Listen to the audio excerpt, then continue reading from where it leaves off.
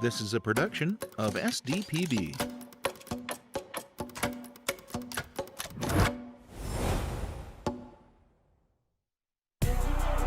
Touchdown!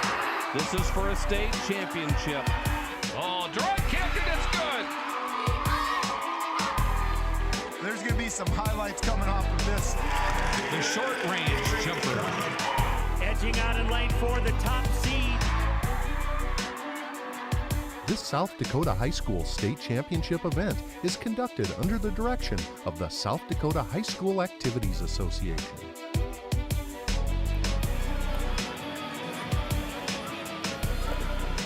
Welcome to the Summit Arena.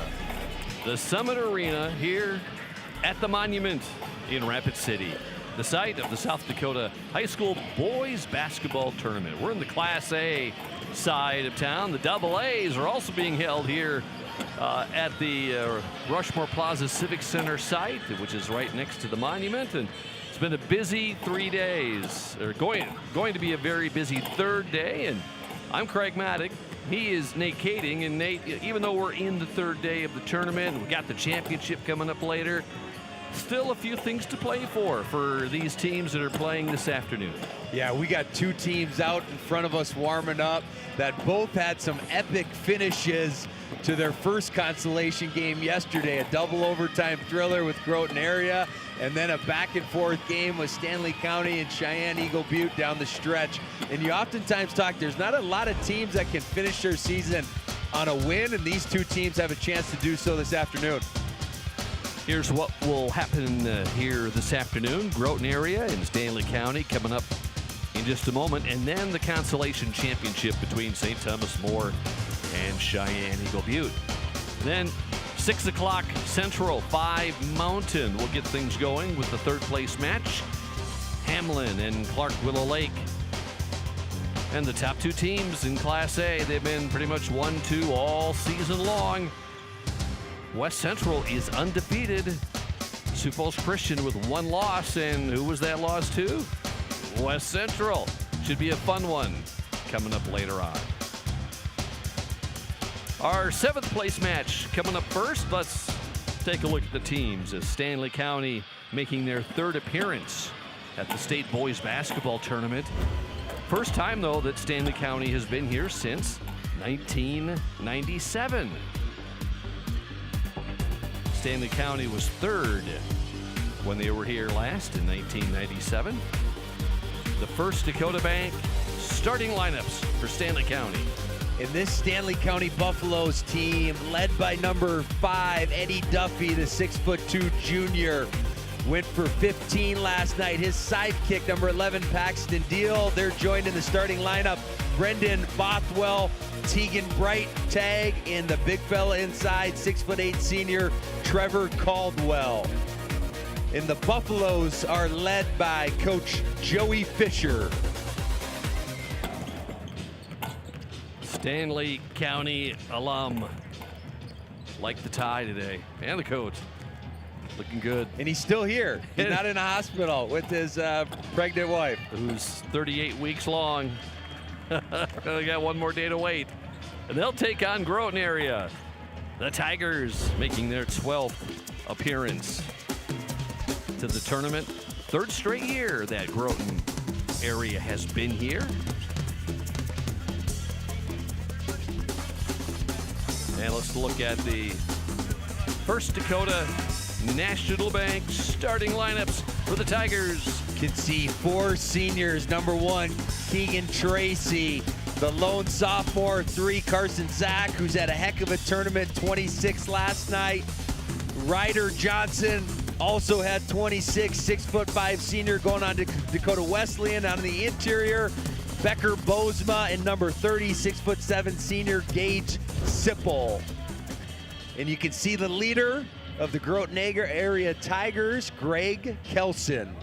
Follow SDPB Sports on your mobile device. Check us out on Facebook, on Twitter, X, Instagram. Enjoy the videos and the stories which feature the teams and the kids and the coaches of South Dakota. Our first game up today, the 7th place matchup. Let's meet the teams Here's Scotty Jensen. Good morning, Summit Arena fans here at the Monument in Rapid City and everyone watching all over the world on SDPB. It's Championship Saturday of the 2026 South Dakota State A Boys Basketball Tournament. The South Dakota High School Activities Association, along with its corporate partners, Sanford Health, Dakota Bank, Farmers Union Insurance, Billion Automotive, and the South Dakota Army National Guard, are proud to welcome you to the State A Boys 7th and 8th place game. Playing today, the Stanley County Buffaloes versus the Groton Area Tigers. This tournament is being conducted under the guidance and regulation of the South Dakota High School Activities Association for the enjoyment and benefit of high school students. Good sportsmanship is essential for the success of these programs. We hope you'll enjoy the games and support your athletes in a positive and sportsmanlike manner. And now, ladies and gentlemen, at this time, will you please stand as we honor America? Today, we are proud to present the Lakota Flag Song. The Flag Song is a musical composition dedicated to honoring the American flag. The Lakota Flag Song will be performed by Dean Duprice from Cheyenne Eagle Butte. Following the completion of the Lakota Flag Song, please remain standing for the singing of our national anthem, today being performed by Bodie Lindy from Rapid City Central High School. We would remind all in attendance the proper respect is to face the flag, remove your hat or cap, and stand at attention with your right hand over your heart. Veterans and active duty military not in uniform may also salute the flag. Ladies and gentlemen, the Lakota Flag Song, followed by the national anthem.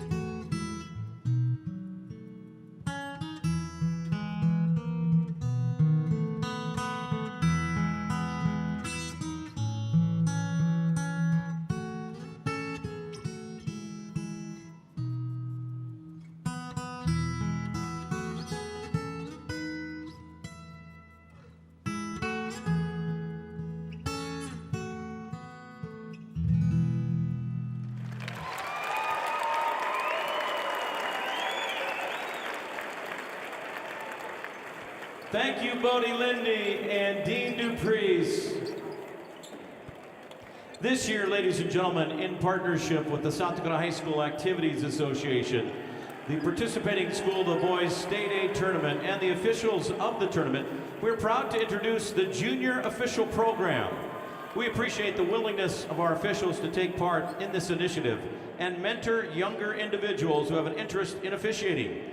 This program provides a great opportunity for youth to gain exposure to the officiating profession while learning from experienced officials in a state tournament environment.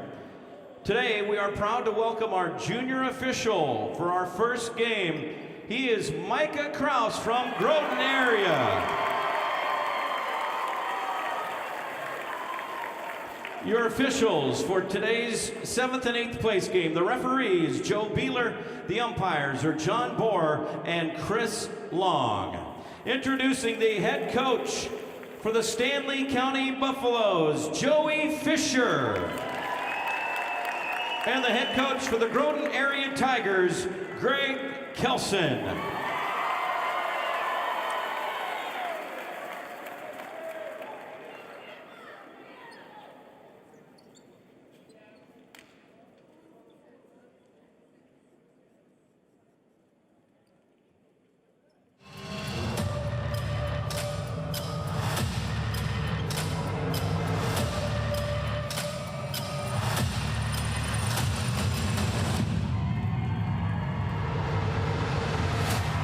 If I ever lose and I swung too many, I don't pick and choose, now I'm always ready. I'm bleeding proud over my shirt if they ever get me. Walking tall like MG96, they can't forget me. Cause I'm in a war, yeah, I'm in a war. See in my eyes, I'm in a war. How can I die? See, I'm in a war. The greatest alive, but now I'm a war.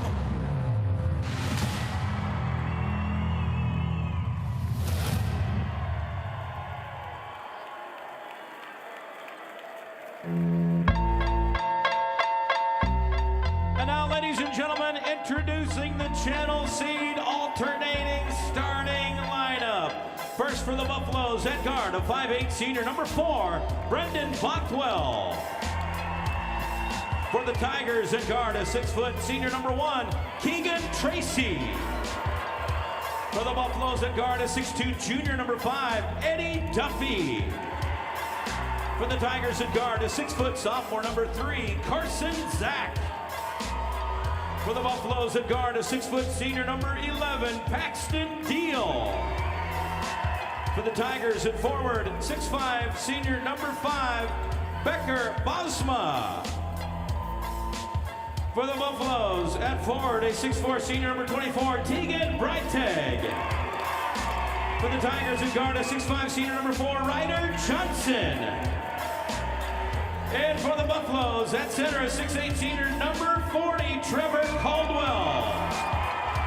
For the Tigers at center, a 6'7", senior, number 30, Gage Simple. From the University of South Dakota. Time for Nate's notes. Nate, what's important for Stanley County today? The Stanley County group wants to win the battle of the glass. Whenever you do that, you give yourself a great chance for success.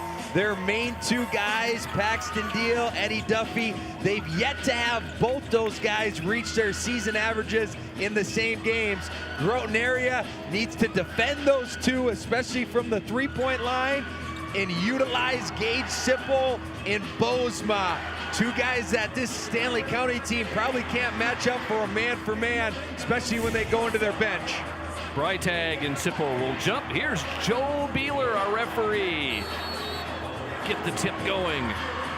This is the 7th place game. All quickly on the mark. Carson Zach. Yeah, Groton area with an offensive tip there. Tipped it forward, had the two wings streaking out.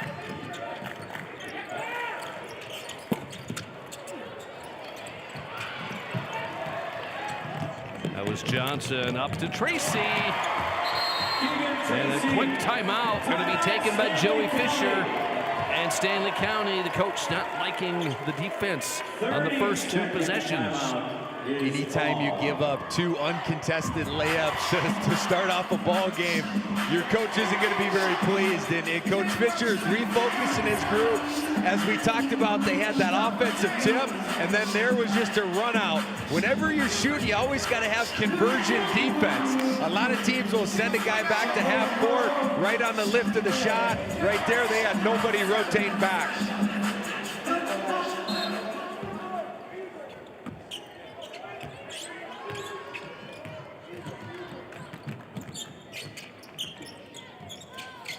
Stanley County again look for Eddie Duffy, number 5. He is their leading scorer. Carson Zach. It'll stay with Groton area. Carson Zach is definitely one of their best facilitators on the team. Had 4 assists yesterday to go along with his 26 points. You can see Stanley County, they've pretty well played this 2-3 zone for the majority of this tournament. Have switched man-to-man here or there, but this is what we've seen from them.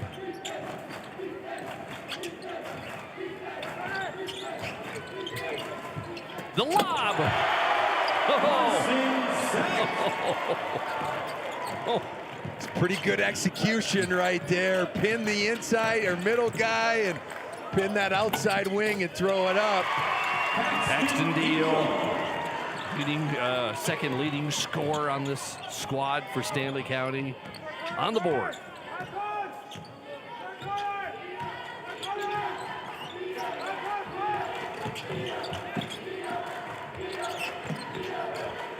Zach with that open shot, and Carson Zach. He's got 6 of the 8 points. And he's continued to perform at a high level at 23 in their quarterfinal game. As I've mentioned, 26 yesterday.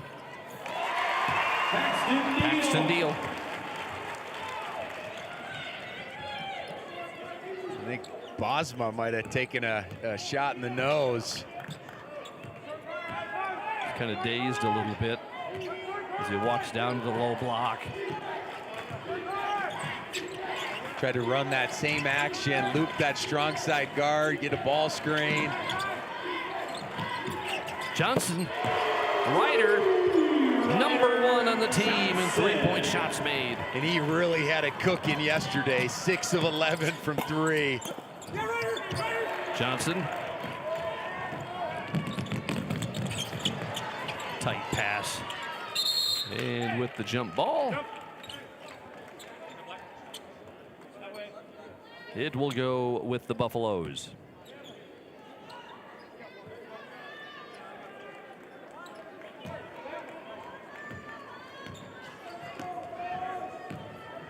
Here's Paxton Deal, number 2 on the team in 3-point shots made. He's made 51 on the year. And Duffy, he's had almost 70 coming into the tournament. Good execution there. We've seen that a number of times where they run that shooter baseline. Freitag on the rebound. And with Deal and Duffy account for almost 40%, or excuse me, 40 points for this team on a game in, game out basis. That's why it's so important to get those 2 guys rolling at the same time.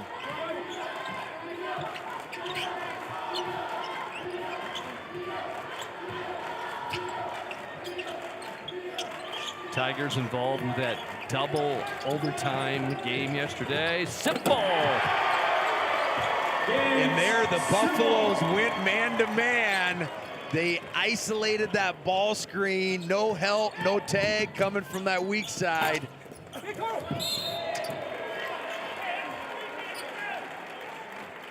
Break in the action.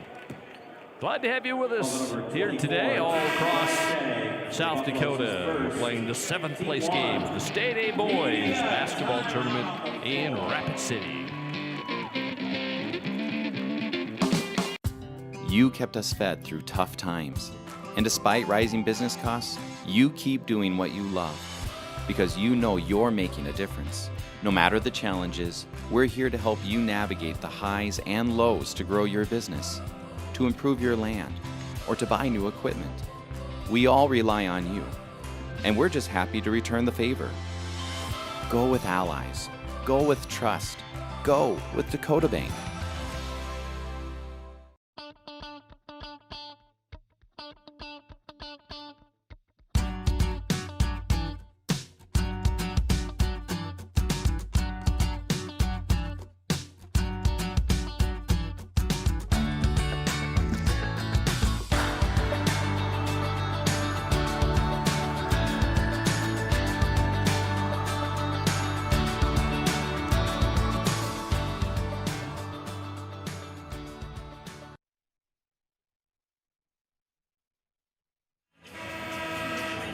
There's a nice shot of the Groton area student section today. Even playing for 7th, both teams have a great attendance here today. Congrats to those fans.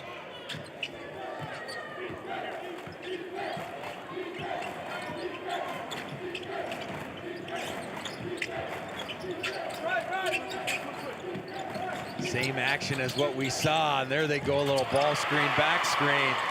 Help in good position. Both teams going into their bench here a little bit now, halfway through this first. Prince there in the game. That's Weston Prince in the game for Stanley County. Breitag and Tegan. And he's showing the ability to knock down that 15-footer. Had a big double-double yesterday, 10 points, 14 rebounds. Tipped away.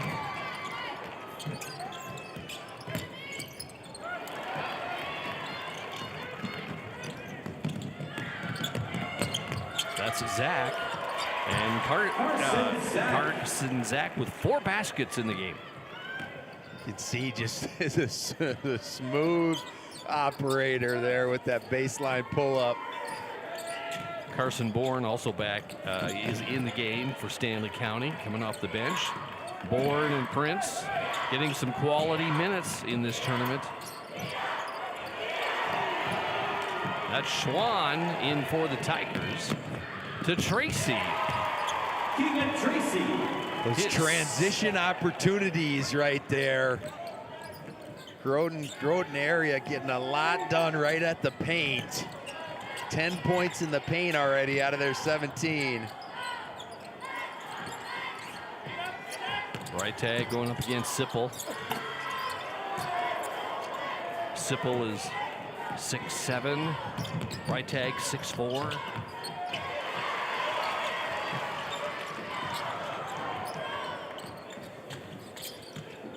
Three turnovers now, both clubs.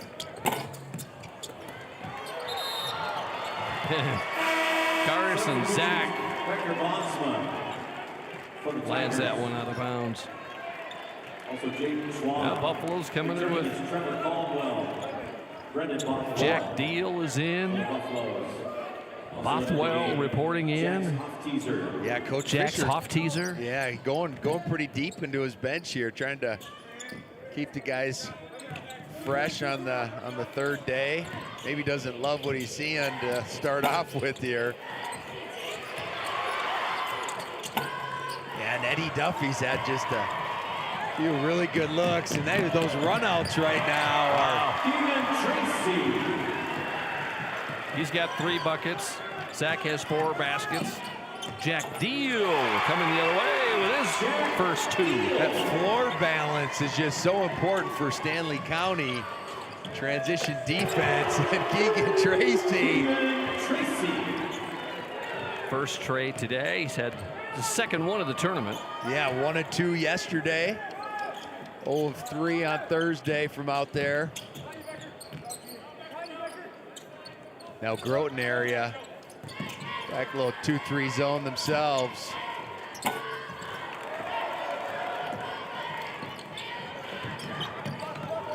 Ryder Johnson going the distance, missed it.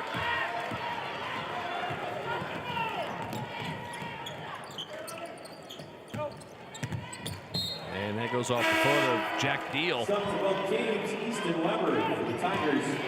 Weber for Groton area, and Schwann is in for the Buffaloes. Well, a little excitement here by Groton areas. They're bringing in Logan Warrington, 6'3" senior. First time we've seen Logan. Getting a nice ovation from the crowd. Some state tournament minutes. Both teams opening things up here. Got a couple second difference right now between game and shot clock, so it looks like Tigers are going to try to hold this as long as they can.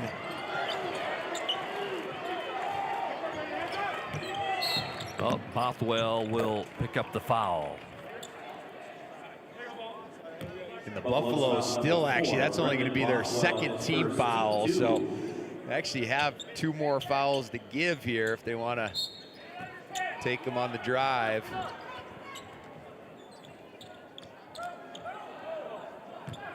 Well, the area is open for Zach. Feed to Weber. Lets it fly. Oh! That's the end of the first quarter. Groton area on top over the Buffaloes. Congrats to all participants and families. Are Peterson reps real-life seed heroes? Well, they've been known to go the extra mile. Literally thousands of extra miles every year. And when they're not driving gravel roads, they're out walking fields and sampling soil. When time is the enemy, they're there to save what's left of the day. Are all Peterson reps seed heroes? I guess that's a yes. Peterson, we're that kind of seed company. South Dakota, a state shaped by its people. It's more than a place, it's opportunity waiting to be realized. At South Dakota State University, opportunity is turned into progress. Through research, education, and a community that inspires, SDSU drives the future of this state. We're not just here, we're taking action with purpose, trust, and impact. This is SD State.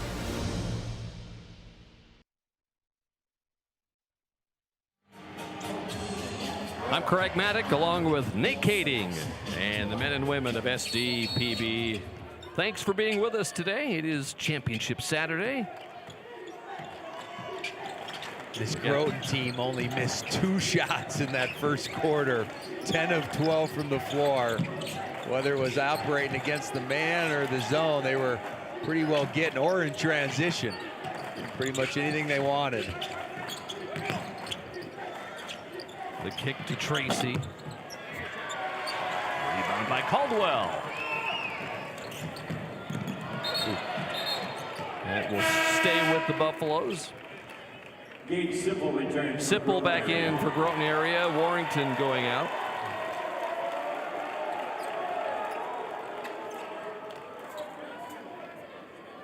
And on the other side of things, Stanley County, 4 of 15 from the floor right now, only 26%.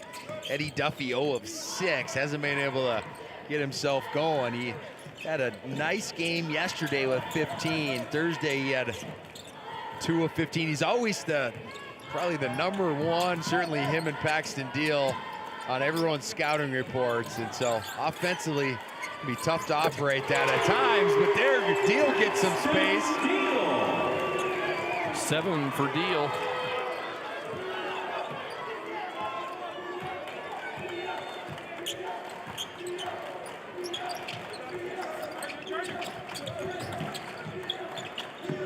Ryder Johnson with the bank. Had the quick catch, the quick release, and banked it in.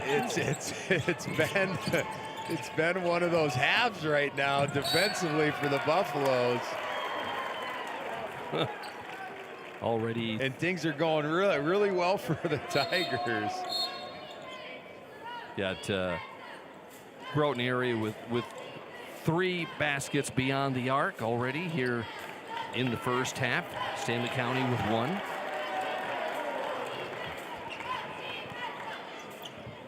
Tigers are going to bring in Anthony Tracy, the 5'10 freshman. First time we've seen Anthony here in the tournament.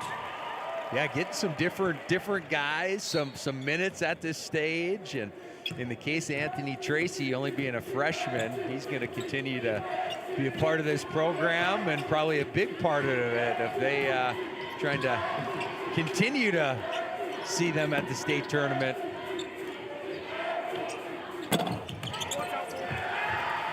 Rebound by Prince. And that was actually Easton Weber's first three-point miss of the tournament.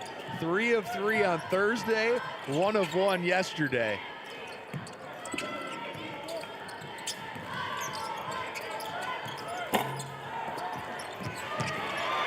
Saved by Breitag.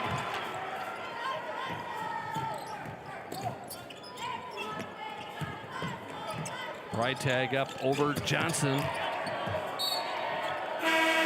Substitutions for Stanley County. For Stanley County, here comes Jack Deal and Jax Hofteaser.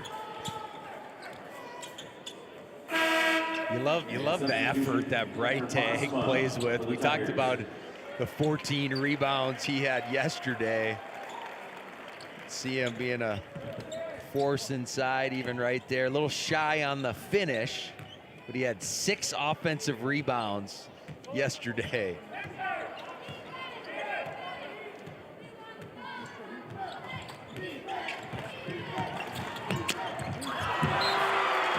Nice swat by Deal.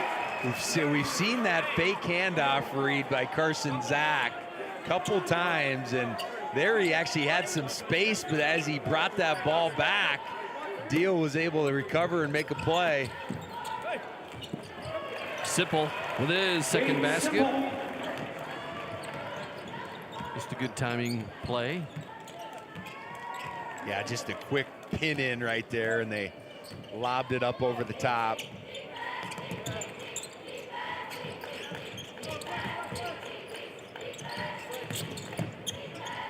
Duffy gets his first bucket.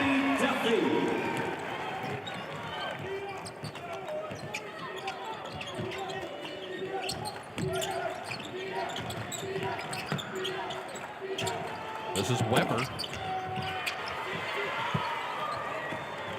Easton Weber, 4 trays in the tournament. Yeah, and he shoots it almost, a little bit too much hands. He shoots it almost at a 40% clip, Easton Weber. Foul on Tracy as we go to break.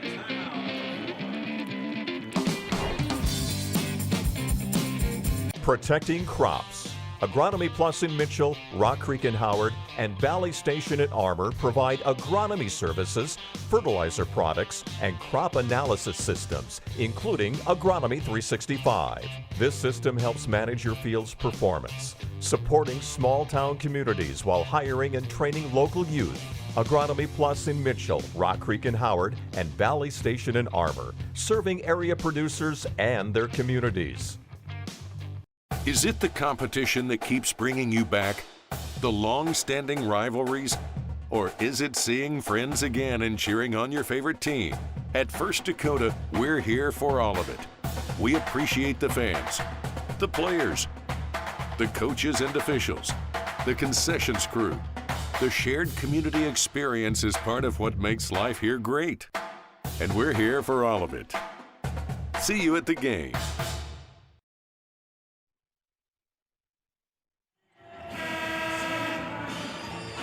Tigers with a 14-point lead here halfway through the second quarter. Buffaloes will have the ball. They're being led by Paxton Deal with 7. Duffy getting some good looks, just haven't fallen as much. Oh, nice save by Jack Deal. Up to Paxton Deal. And these are the situations attack in when you got the defense a little bit off kilter. Now they kind of built their shell and structure.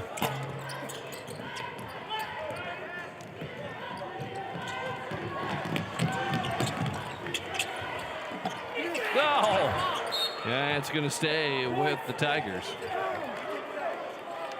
Transition has been big for the Tigers, and the Buffaloes continue to struggle getting the basketball stopped early enough, guarding the most dangerous people, and certainly the most important thing, protect the rim. They're getting anything, should be contested jumpers. This is Ethan Kroll in for Groton area. Sipple going against Hoff-Teaser. Rebound by Bourne. Sipple had nice patience. Oh yeah, the fine just a little bit behind Hoff-Teaser. And Sipple had nice patience on that post move. Pivoted right through and just a little off the mark on that left shoulder jump hook.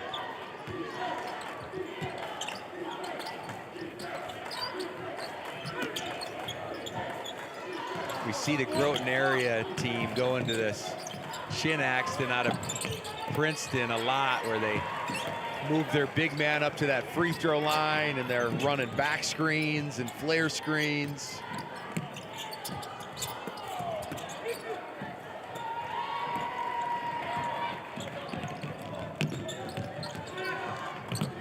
Feed to Sipple. And timeout by Stanley County. 30 seconds. SDPB's coverage of high school sports and activities is all made possible through the generous support of viewers like you. The contribution today helps support the broadcast of events like the Boys Basketball Championships. Make a donation today by visiting sdpb.org/donate. And thank you for your support. It's been all Tigers here so far. 29-13, 3 minutes left in the second. Shooting the basketball over 60% still. A little bit lower than the 80 that they had through the first quarter.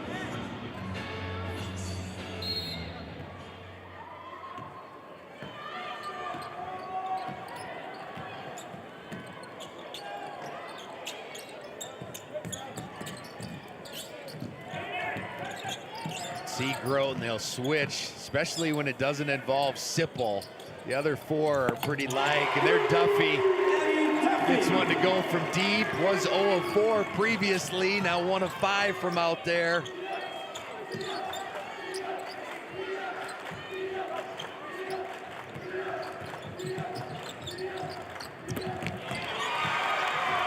Good look by Paxton Deal on the tip away. Now Caldwell is going to go to the line.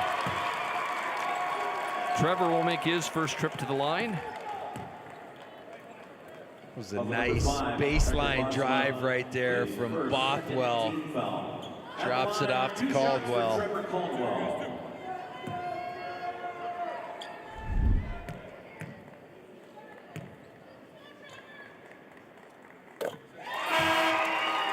Substitution is Easton Weber.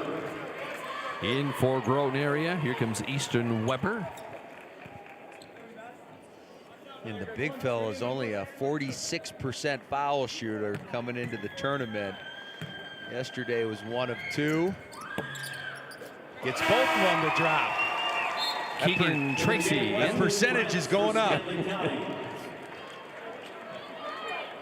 Yeah, this is for the Buffaloes here. If they can string some stops together, still down 11, get this within a couple possession, but an important 2 minutes, as you always like to finish like that momentum factor going into halves, coming out of halves.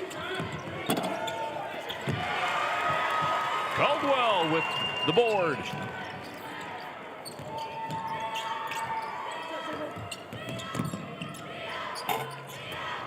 Sipple on the board.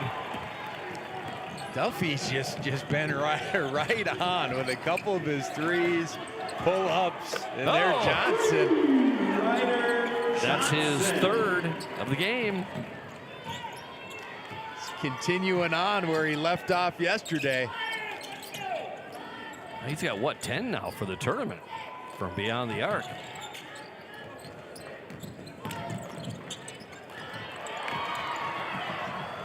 And Ryder.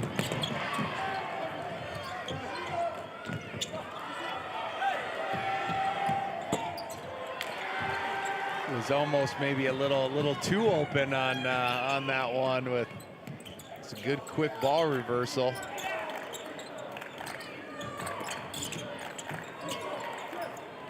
Jack leaving it for Caldwell. Trevor's first basket. Bothwell's had a couple nifty passes inside that have led to good things.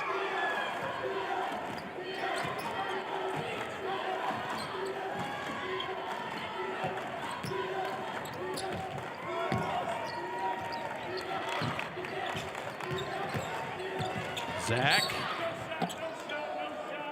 Foul before the shot. And they tried getting him off that blind pig action. We've seen that a number of times where they flash a guy to the high post and Zach's over on that right slot and he takes off on the airtime. Well defended, but then from there he just liked his matchup. J.J. Muller is in for Groton area, the 6'1" sophomore. First time we've seen J.J.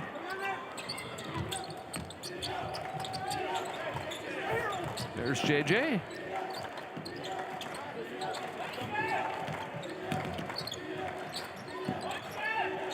Johnson up to Zach.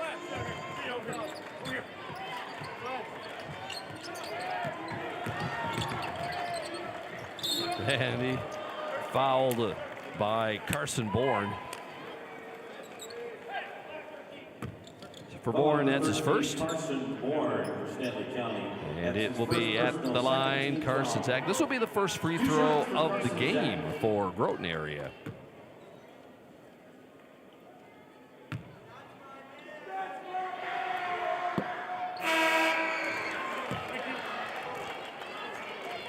Buffaloes bring in Jack Deal. And also coming in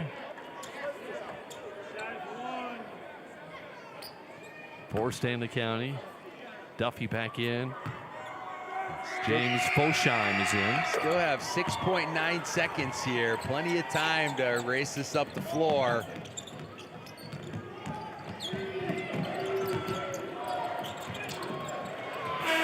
No, that won't count. Nope, no good. That was the shot after the buzzer. And we're at halftime of our 7th place game with Groton area and Stanley County.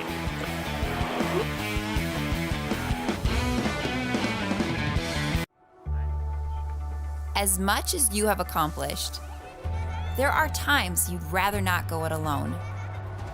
While you determine what direction you go, we're here to help along the way. So go. Go with community. Go with neighbors. Go with understanding. Go with support.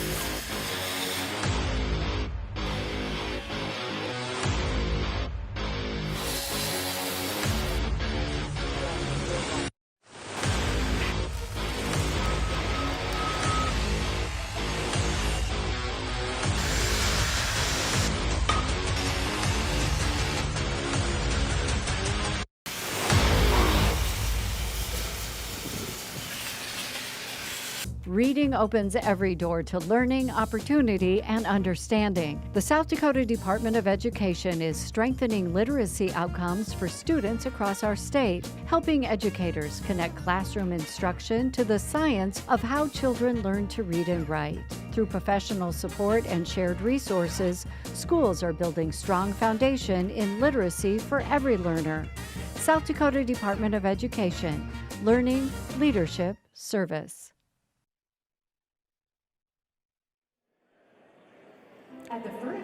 Back in Rapid City, the State A boys basketball tournament. Playing for 7th here in our game here this afternoon is Groton area leading the Stanley County Buffaloes. The Elkton Lake Benton girls basketball team hired a new head coach this year, and they're pretty excited about it. And what makes Mallory Babb unique is not only her age, but she's one of the youngest head coaches in the state, and she spends most weeks working on studying textbooks as well, and then at night dissecting playbooks. Elkton Lake Benton's Mallory Babb is a lot like many first-year coaches, trying to find the balance between life on the sidelines and life in the classroom. Monday, Wednesday, Friday, I have like almost a full day of classes from 10 to 2:50 or 1:50. And then after that, I really go straight to practice or games, or I'm just getting ready to go do my job. Tuesdays and Thursdays are my lighter schedule for classes, so I do have a little break time. That's a lot of time where I like to watch film or do what I can to prepare the girls for practice or games, and then I end up going to practice or the games, and I'm getting ready to go and getting these girls prepared for what they need to do. The difference between Coach Babb and many other first-year coaches, instead of teaching classes, well, she's taking them as a sophomore at SDSU. But how did this 19-year-old get the helm of a Class A program? Well, it all starts a year ago. I knew a lot of people. The SDSU assistant basketball coach here, Shelby Sellen, she was my freshman year basketball coach at Brandon Valley, and she asked me at first to be a manager for the SDSU women's basketball team. I decided to decline, just wanted to focus on school. And now an old Brandon Middle School teacher, she's now the principal at Elkton, texted Sellen and was like, hey, we need a JV girls basketball coach. Like, would anyone you know be interested in it? And Sellen texted me, and I was like, well, I've always wanted to coach. I've always loved it. So I was like, yeah, I'll take it on, and got the job on the spot. After a year on the JV sidelines and the previous head coach leaving, that left the Lady Elks with an opening and a possible opportunity. You know, we kind of went into the summer without a head coach. Mallory did a bunch of stuff with the girls last year as far as open gyms and camps and getting them to stuff, and then, you know, it was getting towards the middle of summer, and we had some applicants and stuff, and just with her familiarity with the program, having been in it a year, and what she was doing throughout the summer just kind of showed that it was her time to, you know, take the helm of it. And with about a year age gap between the head coach and her oldest player, for the Lady Elks, it's a coach-player relationship with maybe a sprinkle of big sister. She talks about it all the time, how she nears the line between crossing things, but she's very good at knowing when she needs to be each person. She's good at knowing when it's time to be silly, and then time when we need to focus, and she needs to be the coach in certain situations. Towards the beginning of the year, she had told us that we're still going to be close, obviously, as a team, keep the chemistry and stuff, but try not to make it we're all siblings. The girls on the court, yeah, we're gonna get along, act like we're sisters, as a team, but with her, treat her as a coach, not she's on the court playing with us, and not she's our age. No matter the age, the Lady Elks know they have the right person calling the shots on the hardwood. She's done a great job for us so far at this point, I feel, and hopefully we can keep her as long as she's wanting to continue. I've never really put it into perspective that I'm 19 and I'm breaking down a barrier or doing something else. I just feel confident enough that I know what I'm doing, and I'm here to help the girls. That's what I really just put into place, that I'm confident enough that I can do this, and I'm here for these girls for whatever they need, personal or basketball. And all the best to Mallory. This story was part of this year's Tales from the Hardwood show. To see the full show, visit sdpb.org/basketball. Highlights and stats from our first game of the day when we come back. Bioethanol supplies more than just energy. It creates jobs in rural communities. It drives demand for local corn. It provides opportunities for family farms to thrive. To ensure agriculture plays a leading role in the efforts to decarbonize and transition energy, bioethanol remains at the forefront of a pursuit for a cleaner, brighter future for all Americans. Learn how at sdethanol.com.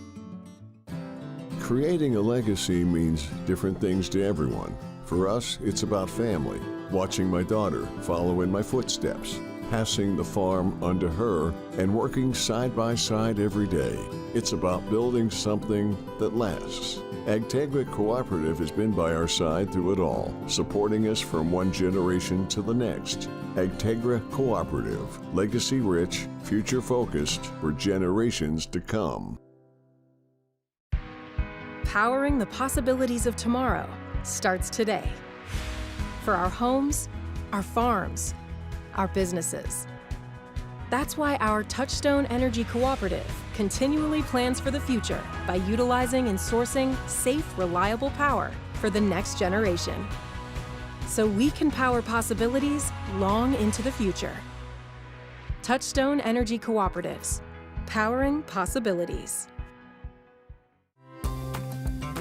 For your little ones and your biggest joys. Or your forever friends. And your fur kids, too. For your better half. Or your all-time bestie.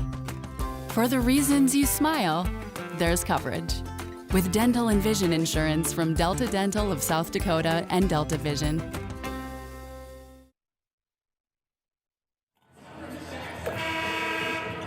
Highlights from the first half. Groton area got out to a quick lead early on. They get out to a 6-0 lead. Able to extend it to a 14-point lead in the first half, but Stanley County is still trying to itch their way back into this. Yeah, Groton area, especially in that first quarter, they were slowed down a little bit in the second, but 22 points in that first quarter, only 11. Still shooting 56% from the floor. 3 guys with 9 points, Carson Zach, Keegan Tracy, Ryder Johnson. On the other side of things, the Buffaloes hanging around, led by Paxton Deal, 7. Eddie Duffy finally got a few shots to drop, 5 points. He's only 2 of 11 from the floor. And they're gonna need to defend at a higher clip and keep this Tigers team out of transition, especially if they're gonna continue to make this a ball game. Both teams making, well, let's see here. Both teams going to go with their original starters here in the second half.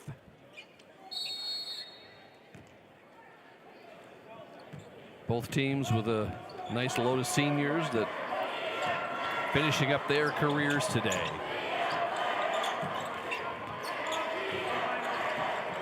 Paxton Deal, he's got 7 points. Over to Bothwell, and Brendan gets his first basket of the day. It was good zone attack. Eddie Duffy drove that gap. That low wing had to make a decision. He stopped the ball, pitched to Bothwell. It's good execution. Johnson will go to the line. And I think Bothwell is going to get racked for the foul here, not check that. It's going to go on Paxton Deal, his first. 2 shots for Ryder Johnson. First trip to the line today for Ryder.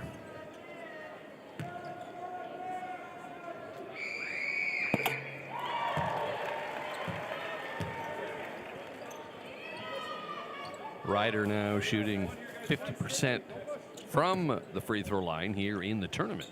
Yeah, neither team actually fouling very much, especially in that first half. Tigers that was only their 4th free throw attempt, and the Buffaloes only got there twice in the first half.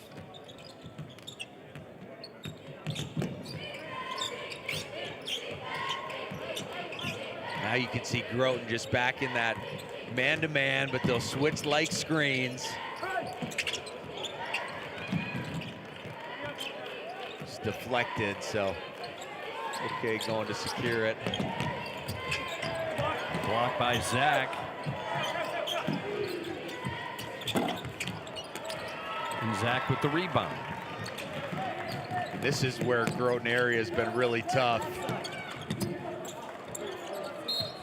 And that will stay with Groton area.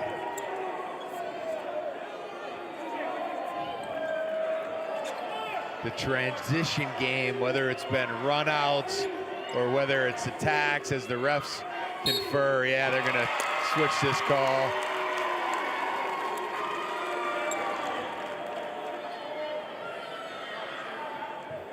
A good shot there of Carson Zach. He was looking a little bewildered with that change of call there.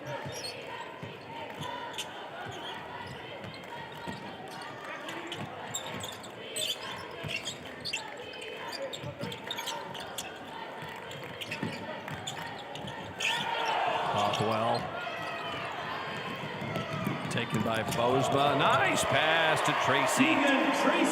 He's got 11. And Tracy's been the recipient of some nice transition passing. He really gets out and runs the floor hard, and they've found him. Second tray for Deal. Deal's already up to 10 points for the game.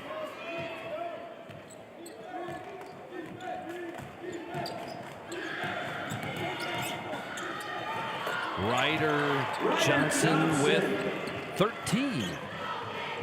Yeah, the Stanley County group just defensively, right now they got no answers for the Tigers, whether it's playing them in the zone, playing them man, trying to handle them in transition.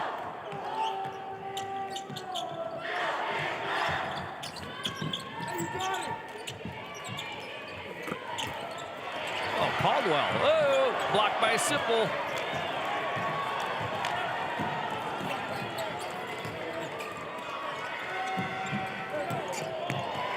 That one went over the basket.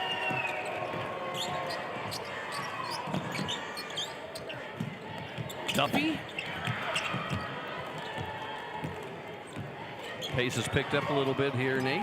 And Duffy still, as he makes a play in transition, we'll see if this can kind of get him going a little bit. Oh, it just been one of those afternoons here so far for Eddie Duffy. How about Sipple, the big guy taking a three? No. Got some up and down action. Both teams are looking a little fatigued. Third game in 3 days, and Bozma's trying to catch a quick breather on the weak side. Bothwell with a nice pass, but Caldwell can't finish. There's Sipple. And for Gage, that's his 4th basket. And oftentimes when you miss a layup on one end, a lot of the times that's going to open some things up on the other, and that's exactly what had happened there. Caldwell had the point blank finish, a little off the mark, and Sipple just beat him down the court. Yeah, both teams are looking a little tired right They now. haven't had a stoppage of play, and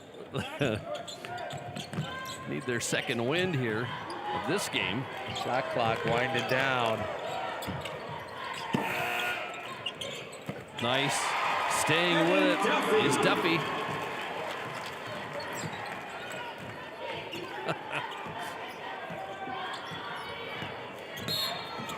And that's going to be a blocking foul, and there is a timeout on the court. We're playing for 7th here this afternoon. Groton area and Stanley County.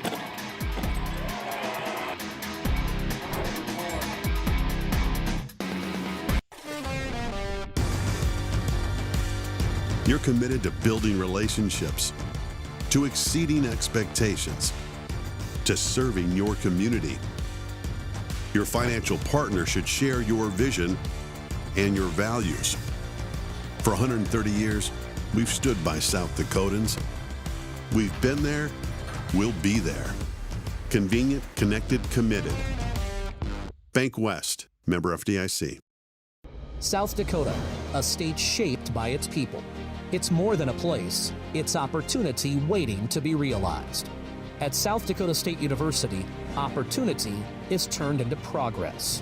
Through research, education, and a community that inspires, SDSU drives the future of this state. We're not just here, we're taking action with purpose, trust, and impact. This is SD State.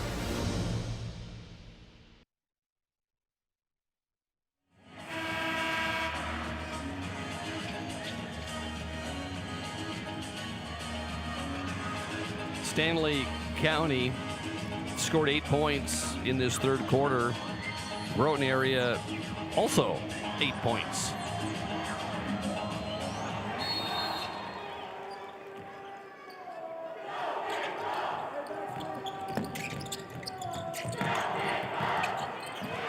Nice steal by Prince of Stanley County.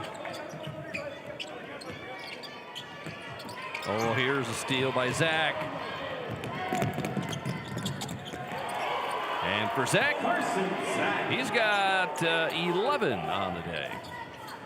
Yeah, and those live ball turnover situations right there that lead to buckets are heartbreakers, especially when you're trying to close down a gap. And the kick and good by Carson Bourne. You can see Coach Fisher now employing them. They're going to stretch this out a little full court pressure. Tag with, we'll check that was a Hofteaser getting the hand in there. Yeah, quick hands.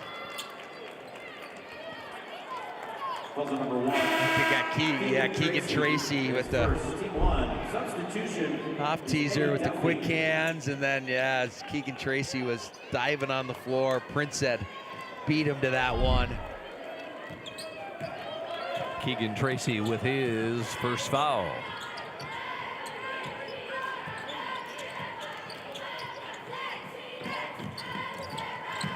Here's Tracy.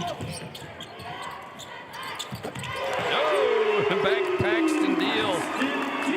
That's his third three there, Nate. And Easton Weber tried to switch out that last screen, just couldn't get there in time. And Sipple goes to the line. And Zipple's he's had such a efficient tournament. Was 4 of 6 from the floor on Thursday for 12 points, 6 of 9, 12 yesterday, and 4 of 6 from the floor so far today. Got 8 as he missed the first free throw. Asher Johnson in the game for Groton area, 5'10" freshman.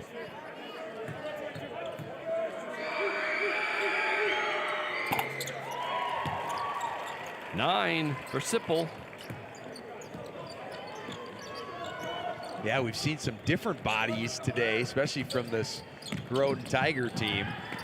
Uh-oh, watch out here. Here comes Sipple. I thought we were maybe going to have to wheel in a second backboard there, Craig, with the big fella rumbling down the court, rumbling, bumbling, tumbling. Carson Bourne with the foul. 2 shots.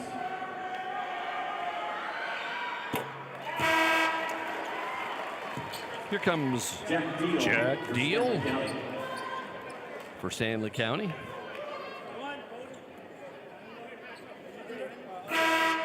And Bozema going to get ready to come in for the shooter. In Groton area so far has only fouled 3 times this entire game. Stanley County only 8, so both teams are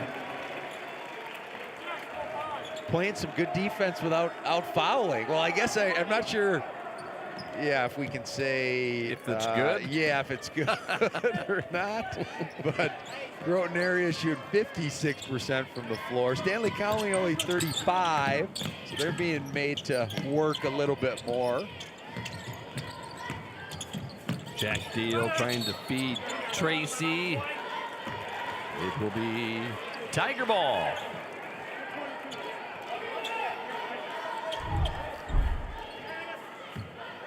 Coming into the tournament, Groton area only had 4 losses. 2 of them, though, were to Vermilion. Vermilion had their number this year. And Vermilion was a tough squad, tough region there. And yeah, Trey Hansen, who was a senior for them, was a potent scorer. That one's punched back in by Asher Johnson. Shot clock did not reset here, so we're coming under 5. Oh, Carson Zach just, I really have liked the way he's played these last 3 games. Fun to watch. Sophomore for Groton area. Off teaser with the strong move.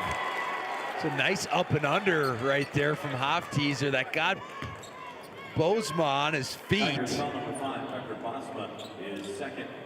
Team 2 shots for Jax Hofteaser.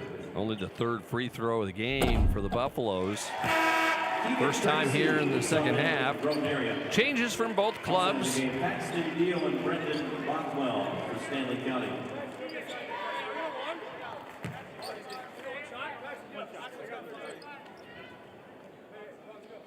One shot. I got to a side.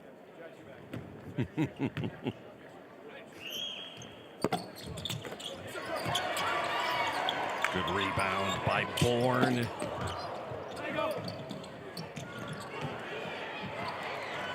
That could have been a big one there for the Buffaloes.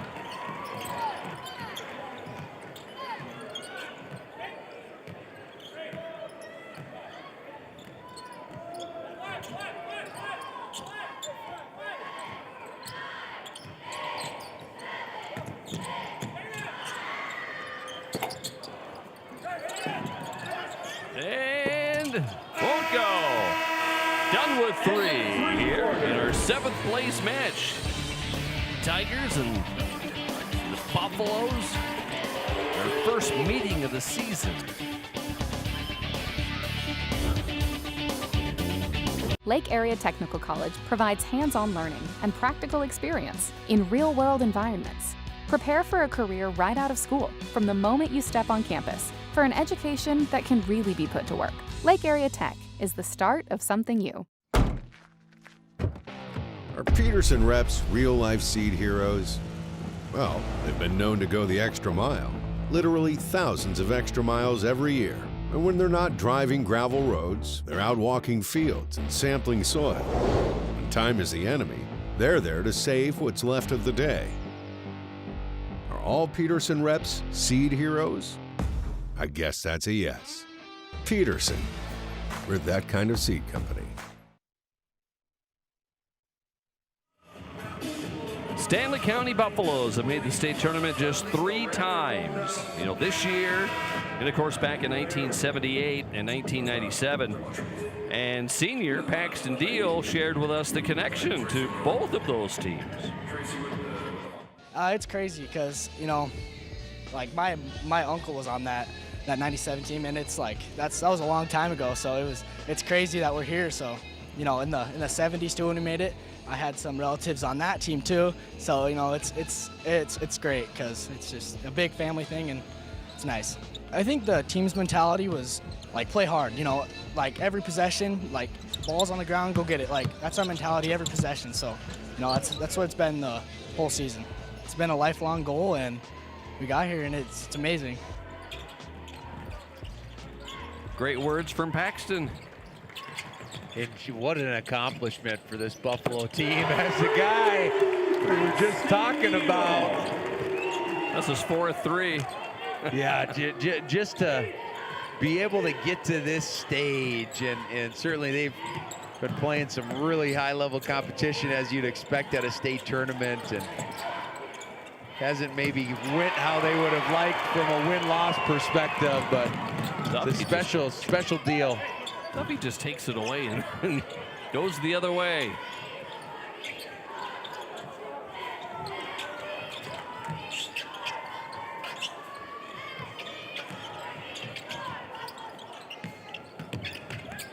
Here's the kick, back to Deal. Whoa! Got tied up down below. Right tag down there along with the Ryder Johnson. Teagan will pick up the foul. It was nice inside-out action there. Threw it down to Breitag, and they shrunk the floor. And just a quick kick out off the mark on the shot. And then you had two guys just battling for the rebound.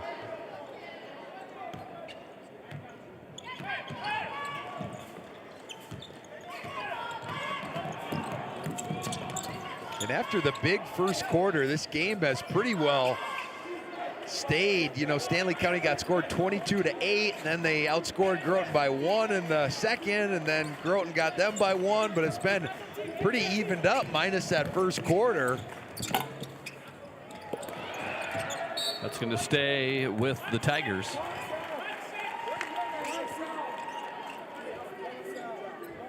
I can hear Breitag down there telling his teammates, box out, box out. Here's you got Bothwell at 5'8" and Deal at 6 foot. Yeah, they're guards. They don't have a ton of size right now on the court, especially from the guard spots.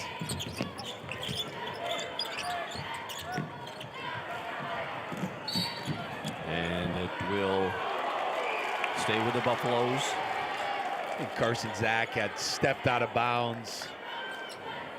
He was trying to save that basketball.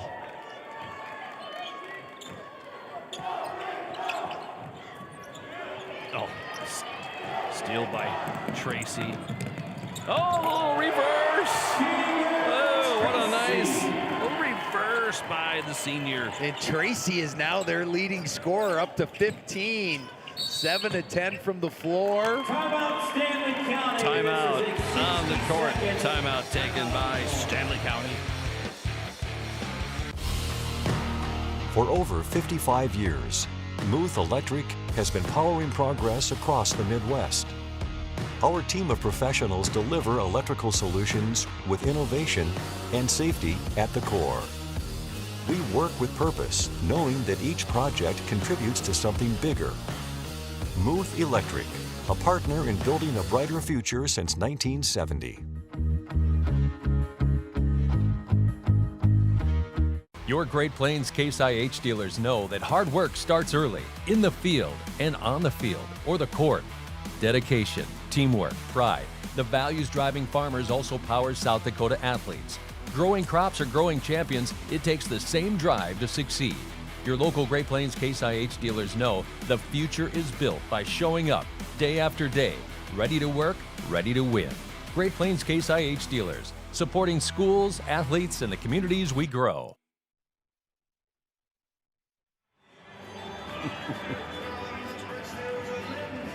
Some of the fans having a good time. Saturday afternoon, state tournament in Rapid City.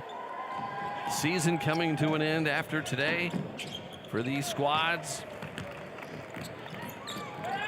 It's going to be the Buffaloes' 12th turnover of the game, and when you have a 15-point deficit like that, you need every scoring opportunity that you can get.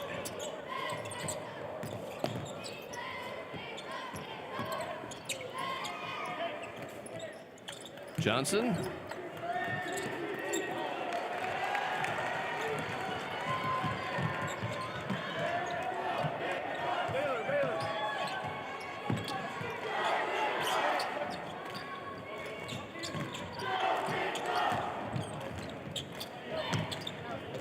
Push, pull back by Prince.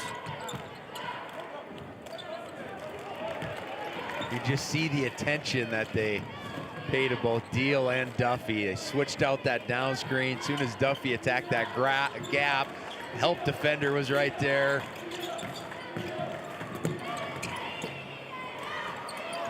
That's Johnson with it. And Johnson would get the bucket, and Ryder with check at 15. Yeah, 2 guys at 15 for the Tigers with Johnson and Tracy. Caldwell, has it taken away by Johnson. And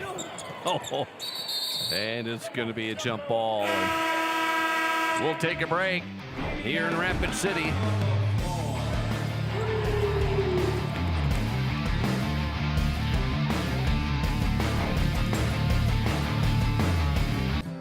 Creating a legacy means different things to everyone. For us, it's about family, watching my daughter follow in my footsteps, passing the farm under her, and working side by side every day.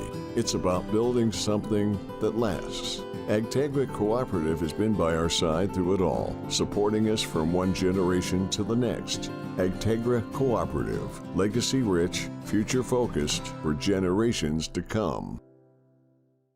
At Southeast Technical College, you won't just study for a career, you'll live it. Training in classrooms that look, feel, and operate just like the real world. Because the best way to do what you learn is to learn by doing. Get your degree, get to work at Southeast Technical College. Hey, buddy.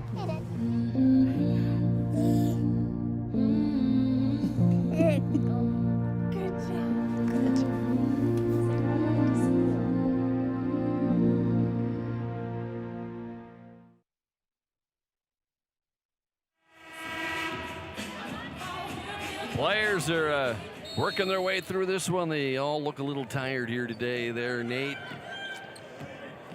This third day at times, yeah, can really, there's a little high ball screen and Duffy, 3 of 16, and that one, it just some misses that he generally doesn't have when he's that open. But yeah, you get to this and it can be a tired legs. Yeah, more of a attrition a little bit, and especially, you know, and both these teams have went to their bench a little bit, but we've also seen some groups here at the tournament that have played a very limited bench. And you always find like they're just, you know, they'll play some different classics throughout the year where you might play maybe 2 games in a day, or even in your, back-to-back games, or even in your regular season schedule, a Friday, Saturday. But there's not a ton of times throughout that regular season that you're stringing 3 games together, back-to-back-to-back. Caldwell, good job there by Trevor. You like the effort that Caldwell, he's up to 7 rebounds, couple buckets.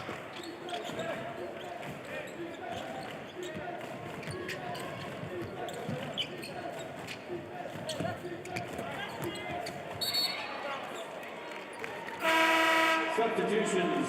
Freitag coming in for the Buffaloes. In for Groton area is Ryder Shell.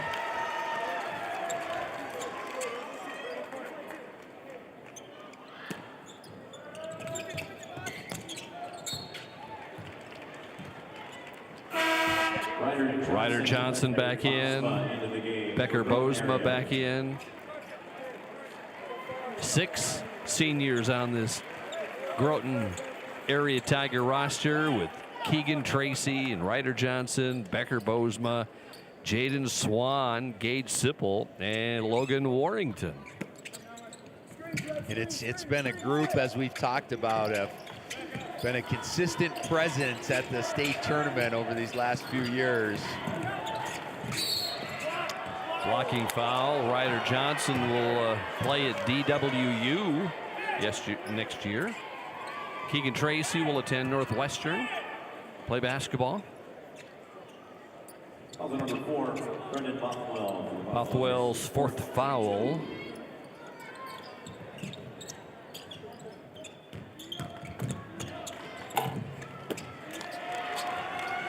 Caldwell with the rebound.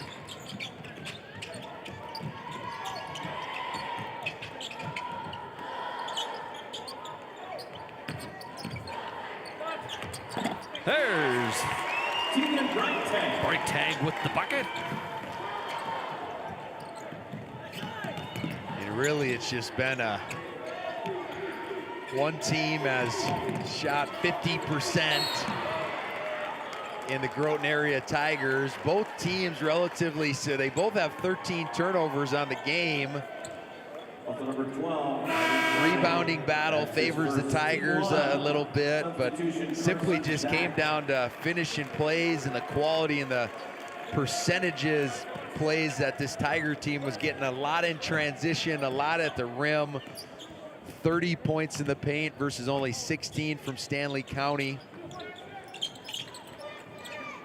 Breitag wants a 3 ball before his day is done. Stanley County with 5 seniors: Weston Prince, Brendan Bothwell, Paxton Deal, Tegan Breitag, and Trevor Caldwell.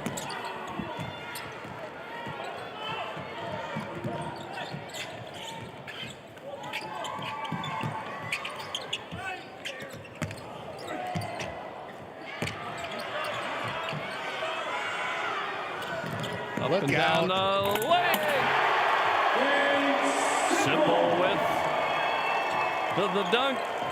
We got a smile from Bothwell there as well, as he was trying to go and challenge Simple a little bit off that alley-oop. Breitag. Oh, nice floater by Breitag.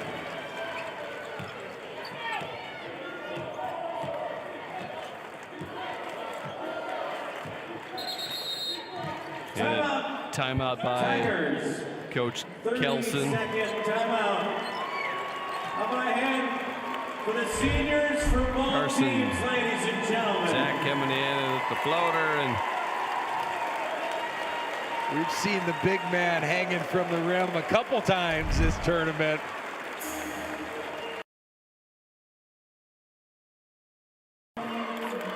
Stanley County. So you see Groton Area here.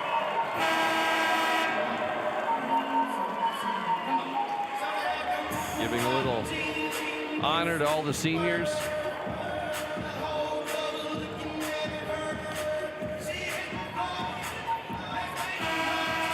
And Joey Fisher with Stanley County.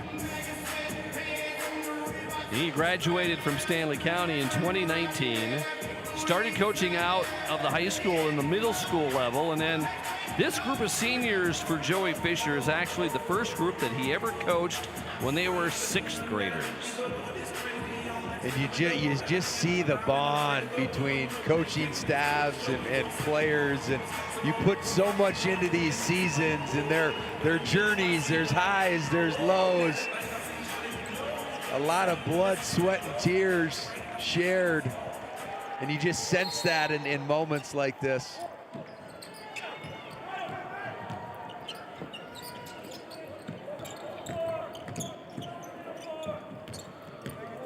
For the Tigers, the dish, Warrington, yeah, try it again.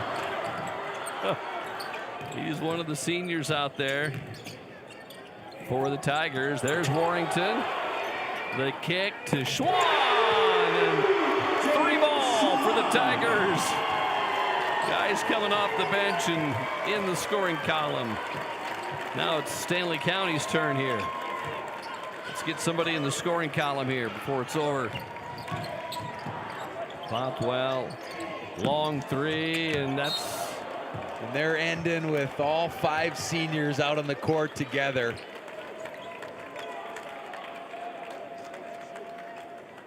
Reminder fans, please yeah, stay for off the Buffaloes. The next game, thank you.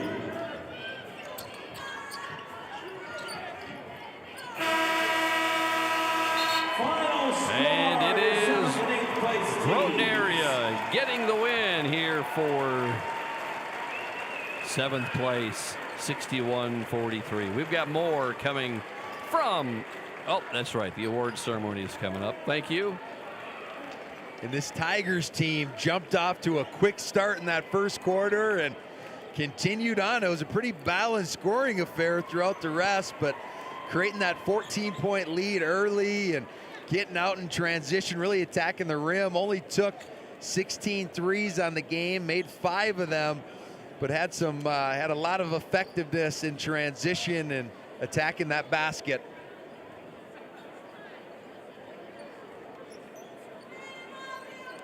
Groton area will finish 7th.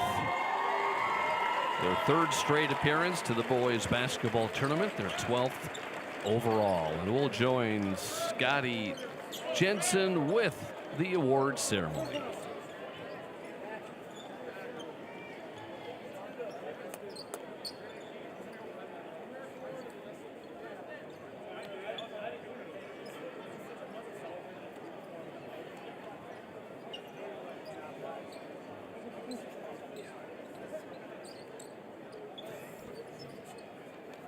Ladies and gentlemen, how about a hand for both teams? What a great game, our 7th and 8th place game. At this time, we'd like to present the awards to the teams that played for 7th and 8th place. To present the awards are Randy Soma, Jordan Bauer, Billy Clanton, Chuck Wilson, and Jeff Costers from the South Dakota High School Activities Association Board of Directors. Assisting with the team awards presentation are representatives from the Activity Association's corporate partners. Chad Hochstad from Sanford Health, Julie Turninghardt from Dakota Bank, and Staff Sergeant Jericho Hulbert from the South Dakota Army National Guard. The 8th place team in Class A is the Stanley County Buffaloes. Players are Jack Deal, Weston Prince, Trig Roberts, Joe Malm, Brendan Bothwell, Eddie Duffy, Chase Meyer, Paxton Deal, James Fosham, Carson Bourne, Ty Berge, Hazen Shear, Jacob Meyer, Jax Hofteaser, Tegan Breitag, and Trevor Caldwell. Waterboy Hudson Hawley, Kelby Fisher, Jamison Deal, statisticians Brianna Sargent, Cody Mesteller, Callie Kinsella, assistant coaches Ben Connett, Kalen Block,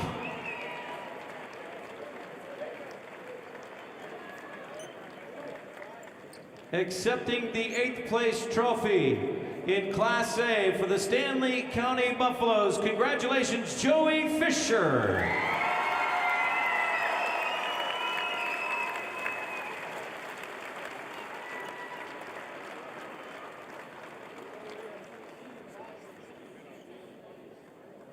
The 7th place team in Class A is the Groton Area Tigers.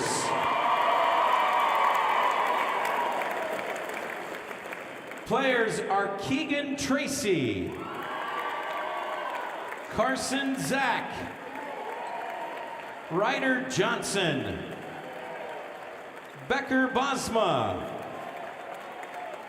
Jace Johnson, Jaden Schwan, Ryder Shelley, Ethan Kroll, Asher Johnson, Easton Weber, Gage Sipple, JJ Muller, Jordan Schwan,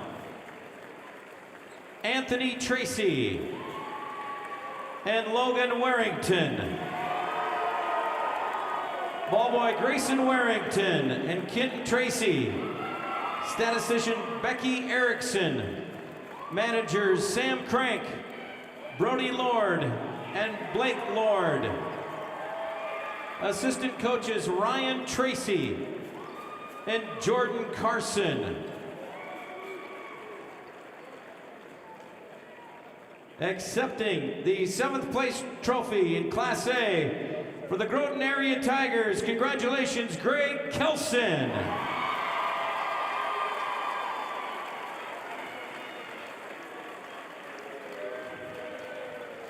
And we've got more to come here from Rapid City.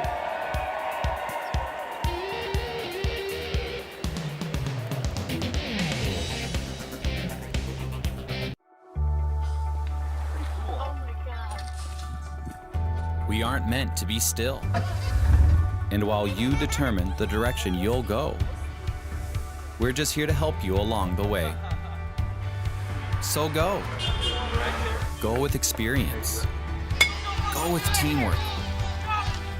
Go with neighbors. Go with integrity.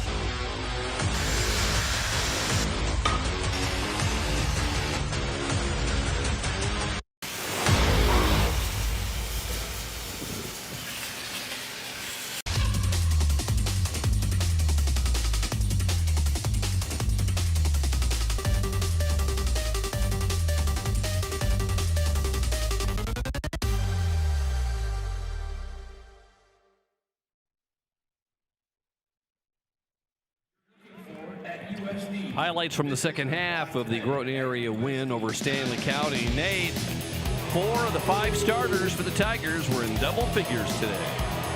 3 of them with 15. Tracy Zach, Ryder Johnson, Gage Sipple chipped in 13 points, 5 rebounds. A really impressive performance offensively for the Tigers. On the other side, one person, Paxton Deal, in double figures with 16, their leading scorer.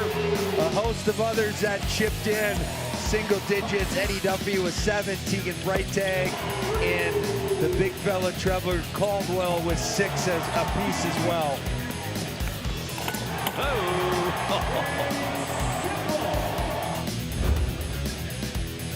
Still to come, the Consolation Championship.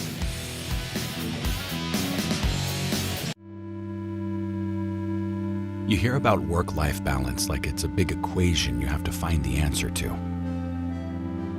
But I think it's much simpler than that. So simple it was right in front of us.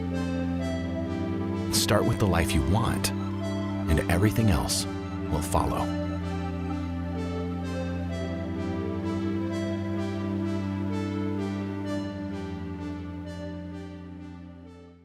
Educators across South Dakota are coming together to elevate, educate, and empower. This June, the Department of Education hosts the South Dakota Literacy Conference in Mitchell, a gathering dedicated to advancing the science of reading and sharing new insights into how students learn, exploring research and real-world strategies for South Dakota educators to move literacy forward for all learners. South Dakota Department of Education, learning, leadership, service. Bank West is rooted in South Dakota. Committed to local success. Just like you. We're all connected. In South Dakota. For South Dakota. Convenient, connected, committed. BankWest. On the next Dakota Life. Greetings from Eureka. Greetings from Eureka. Greetings from Eureka, South Dakota. It's a great small town. We love to help each other. We are always there for each other. We like to have fun. We like to gather. It just feels like home. It's just that comfortable. That's what sets us apart. If you're ever in Eureka, stop and see us. We'd love to visit with you. Tonight after basketball on SDPB. Still to come, we have the consolation championship of the State A Boys basketball tournament. Cheyenne Eagle Butte taking on St. Thomas More. The Copel name needs little introduction amongst the basketball fans in South Dakota. Ashlyn Copel, who is now a senior for Wagner, is continuing to add to her family's legacy. Earlier this year, SDPB took a trip to Wagner to spend a day with one of the best basketball players in the state.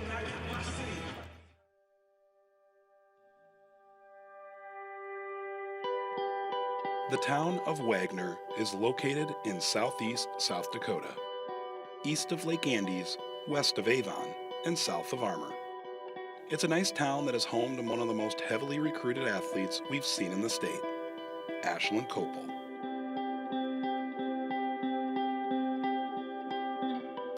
It's always been one of my passions and something I've been wanting to be really good at. It's always been like a really big part of my life. My parents are both coaches, so I've kind of grown up in the gym, running the family with basketball, so yeah, it's all really special. Ashlyn's aunt Mandy Copel had a standout career in both high school at Wagner and collegiately at the University of South Dakota. But for Ashlyn, she's dedicated to creating her own unique legacy. She's kind of always just pushed me. After I beat her scoring record, she sent me a text just like saying how proud of me she was. And yeah, she's just been like a really important person in my life growing up, so it's all been super cool to just kind of follow in her footsteps. I try to get here every morning, wake up at 6 and come shoot. And then, yeah, I'm usually here until like 8. And I try to do that every morning. I mean, there's days where I sleep in or like we get home late so I don't come in. But yeah, I've put a lot of hours into this game, so it's just nice to see that it's all paid off. From November to March is kind of just all basketball. I mean, I wake up, go to the gym, and then I'll be in school and I'll be watching film if I don't have anything to do. Yeah, practice after school, usually watching like college games. Ashlyn quickly rose to being one of the most sought-after young basketball players in the nation. I think the recruiting process alone was like one of the hardest things I've been through, which sounds bad to say because there's a lot of people that like want to be in my situation. There's a lot to deal with at first. I mean, I was super excited, like loved the phone calls, loved texting the coaches, and just like soaking it all in. And then it started to get like more and more busy, and I felt like I was like constantly on the phone with people, dreading calls, like dreading going to visit schools. And it kind of just like consumed all my time, and I felt like I was like not enjoying my high school experience and just like being a kid. So I decided to just narrow it down, and that like really let the pressure off me, and things got a lot better then. Once the list was narrowed, she made the decision to commit to the Cornhuskers. I just really like their coaching staff, the way they play, just like the campus. It's only 4 hours from here, so like when I want to come home, I'll be able to come home. My family will be able to make it to games. So, I mean, it was really a no-brainer to go to Nebraska. Ashlyn's dad, Mike, is her high school head coach. Yeah, that's an experience that I don't think is very common, so I try to soak it in. I mean, I'm not gonna lie, there's definitely days where like we butt heads or don't get along, but I think finding the right balance between him being my coach and being my dad has been really important. And we've kind of found that more and more over the years. And yeah, I'm super excited to just play my last year with him being my coach and just soaking it all in. I really don't think as a dad, you know, like when I have her, like I consider all my girls, I've always told them, you're all my kids. I want to treat you like a dad. I respect you and care for you guys all that way. Just as a coach, you know, you got to cut that separation. Like, yes, she's my own blood, but she's one of my players. And, you know, I hold her standards just as high as all the other kids' standards. Having your own kid too, going back when you're a dad plus the coach, I mean, I get after her just as much as I get after the other kids. And it's kind of a, by example, like, oh geez, he's after Ashlyn, like I better do what he's telling me to do, because he really does mean it, because it's not just, oh, she knows everything or she's better and she's more skilled. It's everybody's on the same cut. It doesn't matter if you're the top or the bottom link. It's we're coaching you all up, and you all have expectations and standards that you need to abide by. Her mom, Tara, is an assistant coach for Wagner, who brings balance to the bench. She's definitely like the one that can settle him down and just like the encourager on the team, and then he's the one that's kind of like the more aggressive one. But yeah, they balance each other out well and usually figure it out, so. She also had told me once she doesn't like that she's just known for basketball. And I said, what do you want your legacy to be, whatever it is? She goes, I just want people to know that I have these talents because of God. God gave me these talents, and I want to give him the glory that he deserves because of that. I can see her really trying to rise up to that during college and just hanging on to that a little bit tighter. Ask the Copels and they'll tell you. They love Wagner, and they think it's a place that everyone can enjoy. You know, there's a lot of people around the state like, oh, Wagner's from a reservation. You know, I just wish they could come and spend a few weeks here at our school, because it doesn't matter the color of our skin. All these kids are willing to give the clothes off their back and do whatever it takes to make it better. Just here for the kids and here to make it a great experience for them, or try to get them to enjoy it and find some passion for it and keep going. There's a lot of communities like ours that just like love their teams, love their community, and just support in any way they can, and I feel like that's how Wagner is. I feel like everyone here just knows everyone, so that's like a big help, and I just have a lot of family here too, so yeah, it's just been all really cool to be a part of.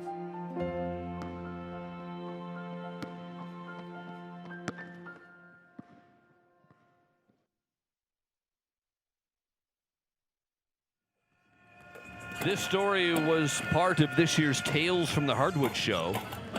If you want to see the full show, visit sdpb.org/basketball. Coming up, the Consolation Championship, St. Thomas More and Cheyenne Eagle Butte. Powering the possibilities of tomorrow starts today. For our homes, our farms, our businesses. That's why our Touchstone Energy Cooperative continually plans for the future by utilizing and sourcing safe, reliable power for the next generation. So we can power possibilities long into the future. Touchstone Energy Cooperatives, powering possibilities. South Dakota, a state shaped by its people. It's more than a place, it's opportunity waiting to be realized. At South Dakota State University, opportunity is turned into progress. Through research, education, and a community that inspires, SDSU drives the future of this state. We're not just here, we're taking action with purpose, trust, and impact. This is SD State. Don't be fooled by that beat-up old cap. Its faded crown represents the tireless work of America's farmers and ranchers. Its sturdy brim, their dedication to providing our nation with a safe, affordable food source. From sunup to sundown, they're turning quarters into the dollars that drive our rural economy. So we'd like to tip our hat to them. Farmers Union Insurance, protecting those that protect America's food source. On the next Dakota Life. Greetings from Eureka. Greetings from Eureka. Greetings from Eureka, South Dakota. It's a great small town. We love to help each other. We are always there for each other. We like to have fun. We like to gather. It just feels like home. It's just that comfortable. That's what sets us apart. If you're ever in Eureka, stop and see us. We'd love to visit with you. Tonight after basketball on SDPB.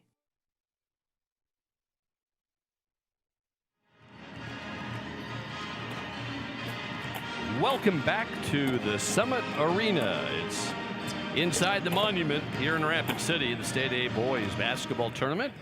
Time for the Consolation Championship featuring the Cheyenne Eagle Butte Braves and the St. Thomas More Cavaliers. St. Thomas More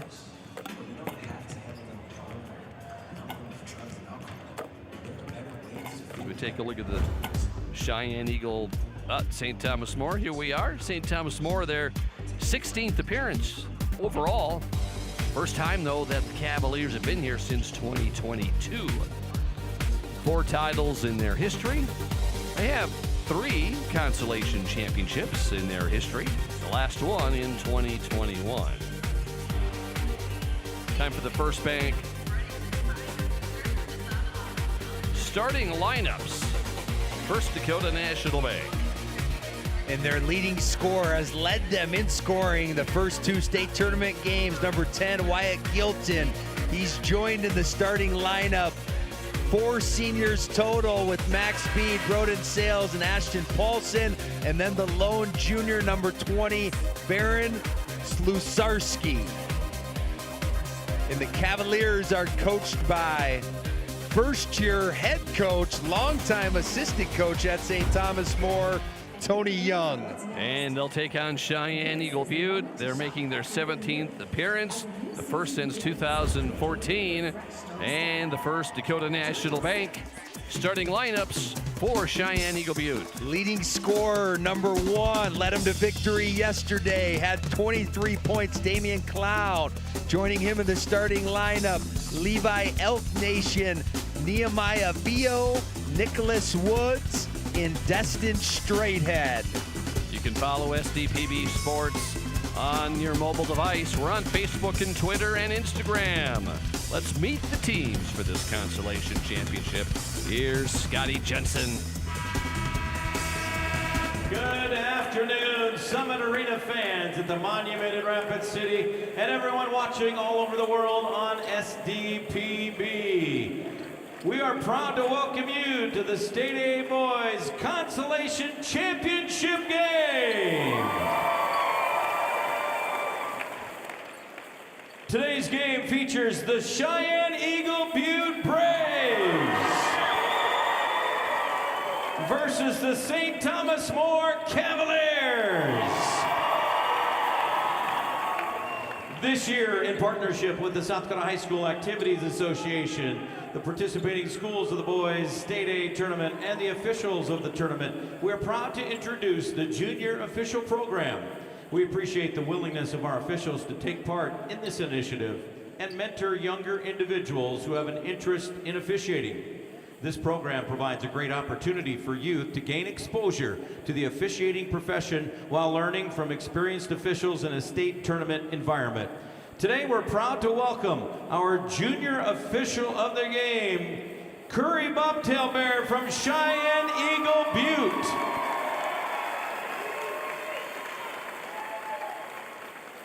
Introducing your Consolation Championship game officials. The referee today is Brad Coleman. The umpires are Darren Lorenz and Tanner Jondahl. How about a hand for our officials? Introducing the head coaches for each team. The head coach for the Cheyenne Eagle Butte Braves is Galen Eberhard. The head coach for the St. Thomas More Cavaliers is Tony Young.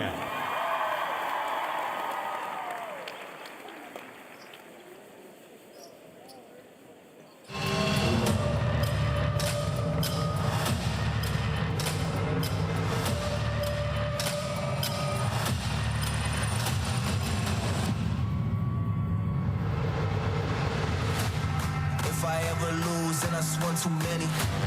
I don't pick and choose, now I'm always ready. I'm bleeding proud over my shirt if they ever get me. Walking tall like MG 96, the caps will get me. 'Cause I've been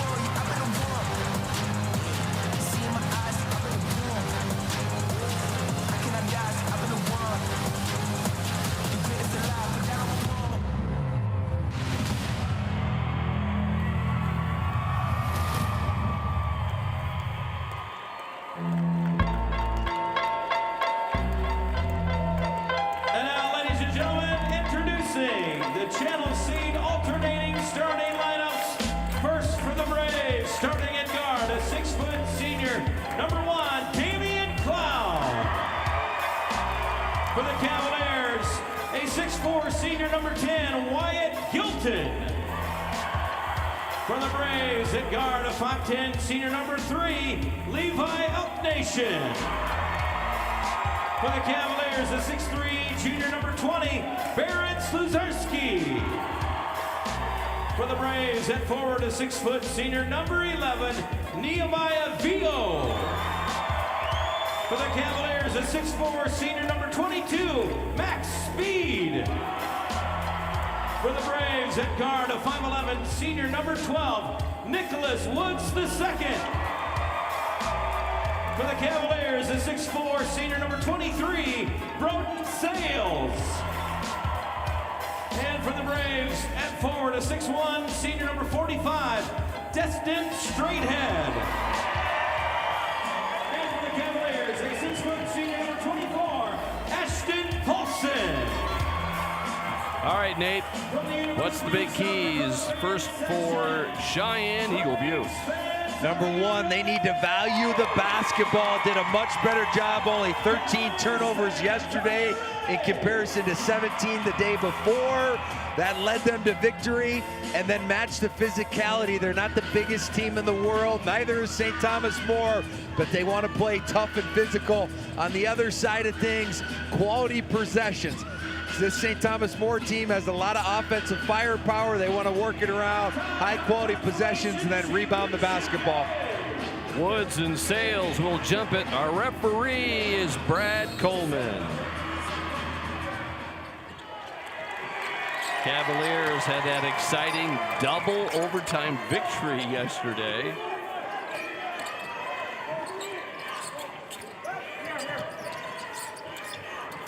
Oh, I'm sorry.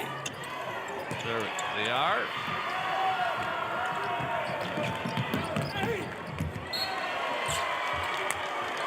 You can see Sales getting out there quickly. He had a big game for him yesterday. Double-double, 16 points, 10 rebounds. That's Damian Clown. Clown and Elk Nation run the show for the Braves. Both have been in double figures both games of the tournament.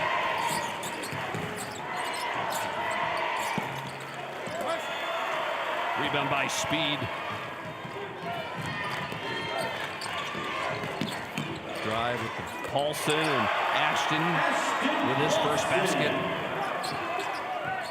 There's a quick baseline pull-up there from Paulson. That's a welcome sight to get him some early offense. Both games here, Thursday and yesterday, started off a little slower, worked himself out of it yesterday, still contributed 11 points. There's Vio. Nice job getting the loose ball. Taking the shot to score. The reverse layup by Max Speed. You can see how quick and how deep of an outlet there. Sluzarski caught it one bounce over the top. Textbook transition offense. Straightehead kicks it to the wing.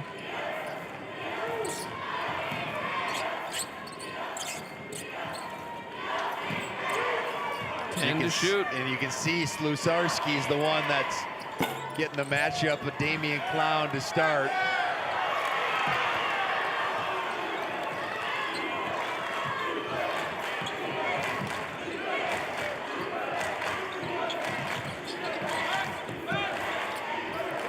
The kick to Gilton. And Wyatt, that's his 8th tray of the tournament.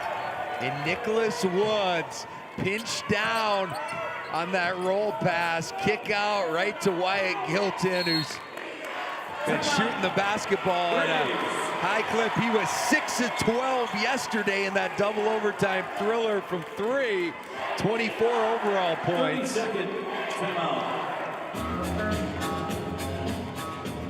These two teams have not played each other during the regular season. Cheyenne Eagle Butte out of the Big Dakota Conference.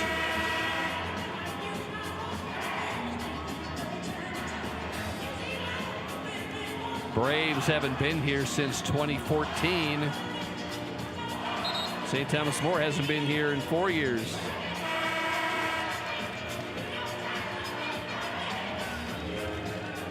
Cheyenne Eagle Butte getting a big win, beating Makpia Luta in the Sodak 16 after losing to them earlier in the season. Yeah, as we mentioned in the broadcast yesterday, they actually avenged the loss versus Makpia Luta, and as well as Mobridge Pollock, who had beat them in early February, and then they beat them on March 6th. Playing their best basketball of the year, which is always a good sign as a coach. Down the stretch, February, March, or Slusarski. They just ran Slusarski off that diagonal screen. No switch, no show, and catch and finish.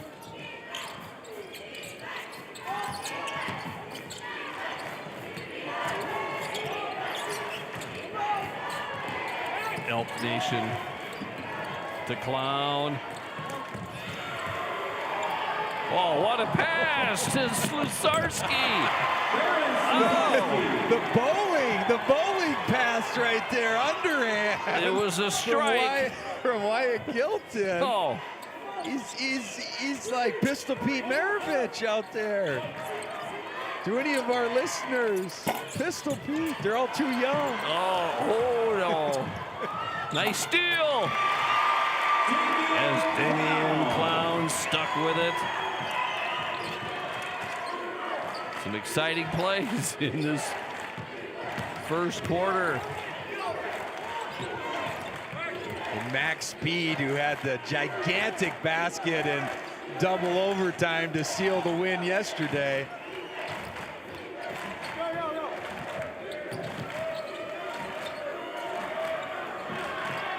Eight to shoot. Nice front defensive play by Woods.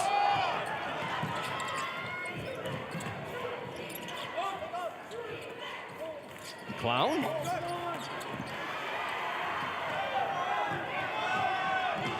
Paulson to Slusarski. Offensive board by Sales. Broden had a big day yesterday.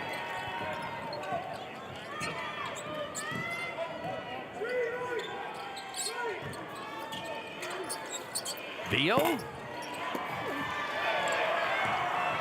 right now the Braves starting 2 of 10 from the floor, 0 of 5 from 3. And St. Thomas More, who was extremely effective from 3 yesterday, has only attempted 1, knocked that one down. They shot 30 of them yesterday in that double overtime game. Rebound by Speed. Back to Max, and Max will go to the line when we come back.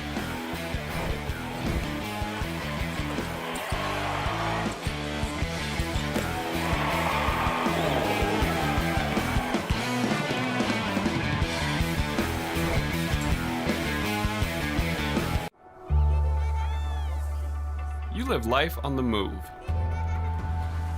While you determine what direction that may be, we're here to help along the way. So go. Go with values.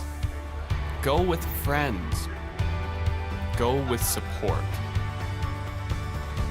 Go with convenience.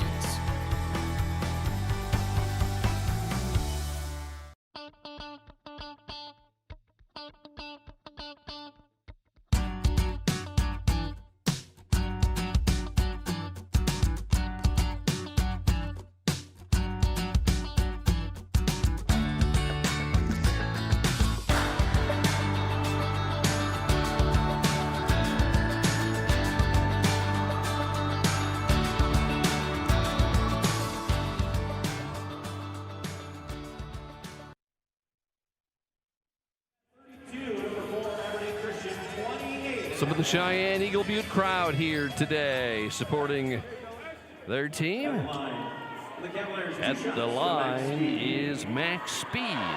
First free throws of the day for St. Thomas More.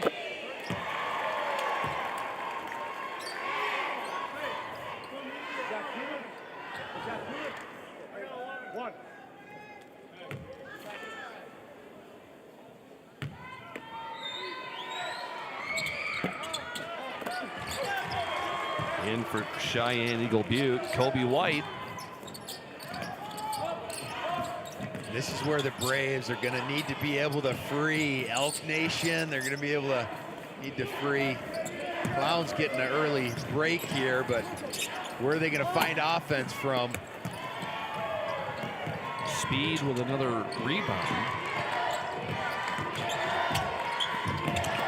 Follow through. 2 putbacks by the Cavaliers don't fall. You can see just that physicality right now on the glass. 4 offensive rebounds thus far in this first quarter for the Cavaliers. Sluzarski at the line. Into the game, Hayden High for St. Thomas More. And Barron was one of the 6 guys that they had in double figures yesterday. Had 11. He ended up actually fouling out in regulation as that game went into 2 overtimes. For the Cavaliers, it is Ryan Negebauer.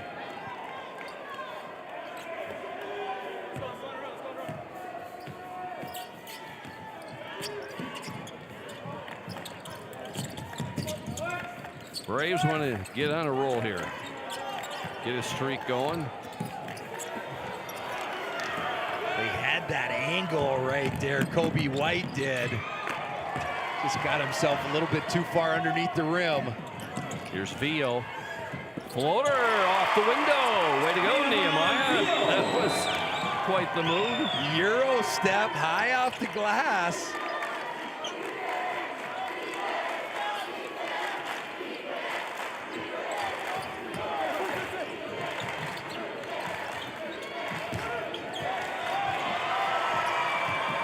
That's Johnson, and it's going to go to St. Thomas More.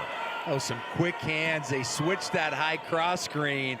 So Vio ended up on Wyatt Gilton, and on that back down bounce, just poked it away.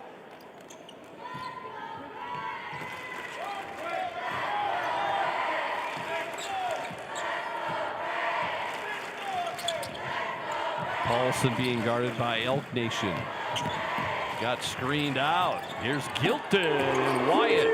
That's his second 3. Nice driving kick action. They gave Paulson that spread ball screen and had that corner shooter, and Wyatt Gilton helped a little bit too much off him. Sometimes you like to stay home on those corner shooters. Hayden High in the ball game here for the Cavaliers. Negebauer with the drive.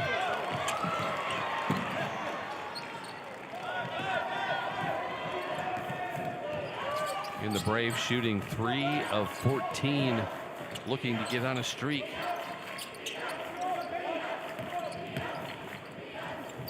They're not afraid to drive to the bucket, that's for sure.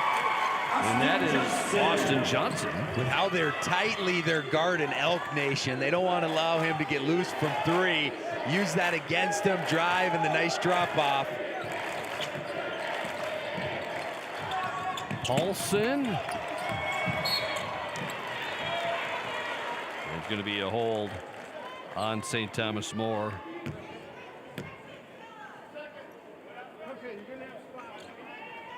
And that's going to be on Sales. Broden's first.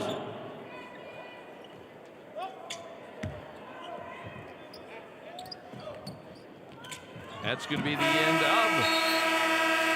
Oh, that's no good. Sure looked good. End of 1. Consolation semifinal.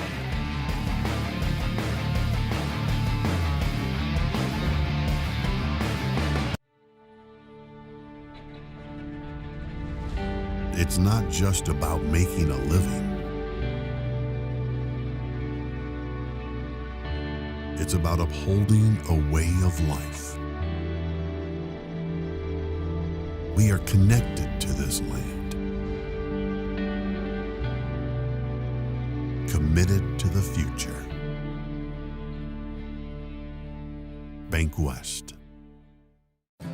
Creating a legacy means different things to everyone. For us, it's about family, watching my daughter follow in my footsteps, passing the farm onto her, and working side by side every day.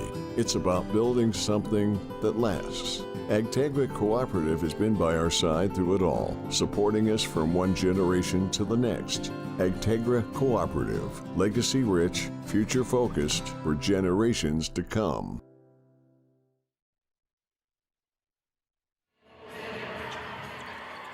St. Thomas More crowd here this afternoon. They had a lot to yell for yesterday. It was Cavaliers pretty much playing an extra quarter. Oh, and there's the alley-oop to Gilton as they had to go 2 overtimes for their win against Groton area yesterday. 92 teams in the 90s. What an exciting game that was. That was one of the crazier high school games of the season right there. Couple buzzer beaters to even put it into OT and double overtime, and Cavaliers did just enough to walk away with the victory.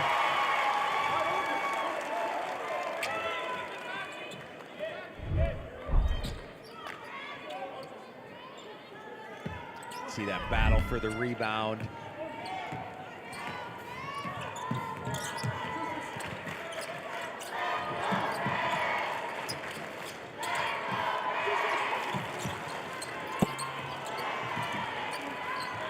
Rebound by Speed. Speed has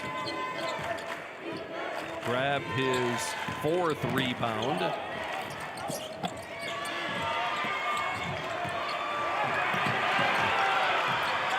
Gilton keeps it alive.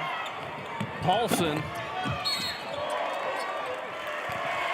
And you can see right now the Braves need to do, there's a lot of free runs taking place on the offensive glass. You want to make sure that you're making the first contact, hitting bodies, just not allowing those guys to go eat the rim, and that's what's happening right now.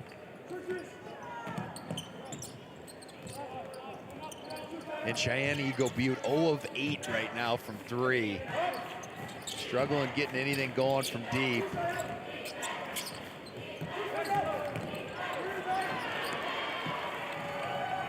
Up to Gilton. Too far for Wald. Braves ball.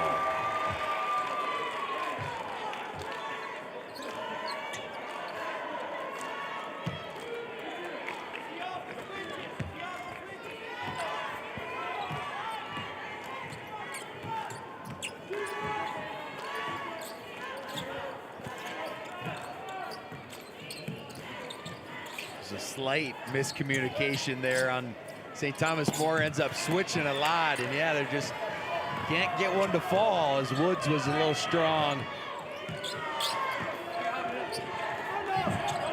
Speed to Gilton to Wald. Everybody's touching it with St. Thomas More. And Gilton, that's his 3rd. And the second one from about the exact same spot in that right corner.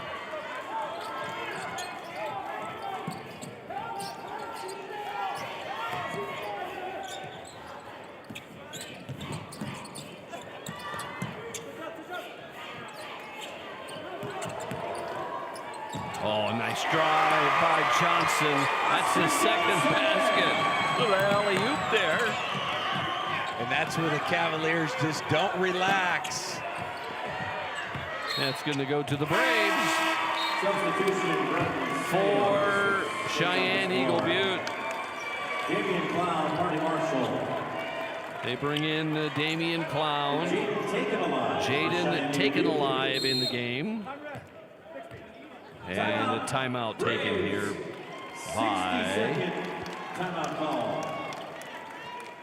by by St. Thomas More. It's been 12 years since Cheyenne Eagle Butte. They've made the state tournament. We spoke with Damian Clown on the excitement of this being his first and last state tournament. It's special. It's really special because I've been playing with these guys since 3rd grade, and to make it here has been our dream. And rankings don't mean nothing. It don't matter if you're number 1, number 2. We're just gonna come out here and play Braves basketball, and we're gonna give it our all no matter what.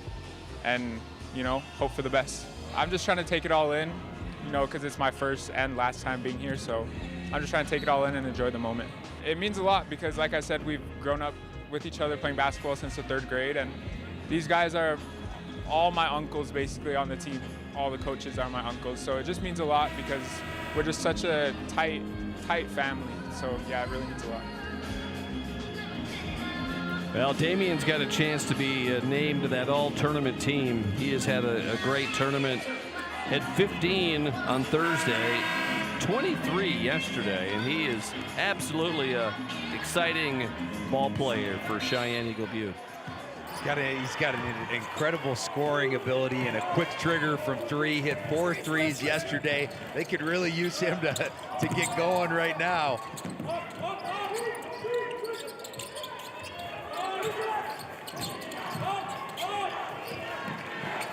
Here's Damian Johnson. You got to give a lot of credit to this Cavaliers defense here. 8 to shoot. Elk Nation. His first basket. And they needed that one right there. First 3 of the game. We'll see if that can open the lid for the Braves.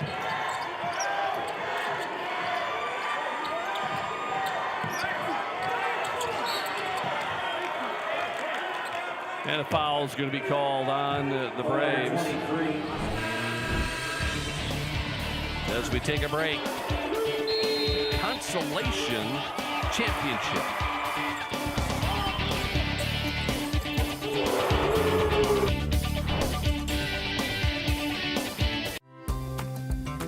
For your little ones and your biggest joys, or your forever friends and your fur kids too. For your better half, or your all-time bestie. For the reasons you smile, there's coverage. With dental and vision insurance from Delta Dental of South Dakota and Delta Vision.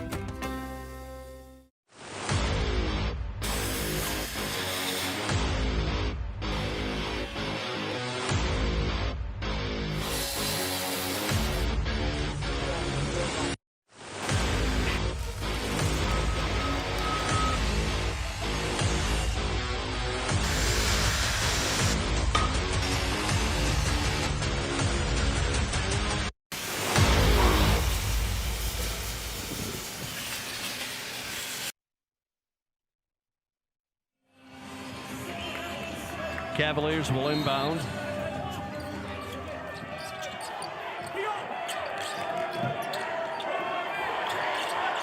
That's Wald. Noah Wald was on fire yesterday, wasn't he? He had, 4 trays in the game? 4 trays, some big minutes, played 27 minutes, and he was the guy when Lusarski fouled out. That was really big. Finished with 21 points, 4 assists. You can see the Braves right now, they're attacking a lot of those single gaps where there's gap defender.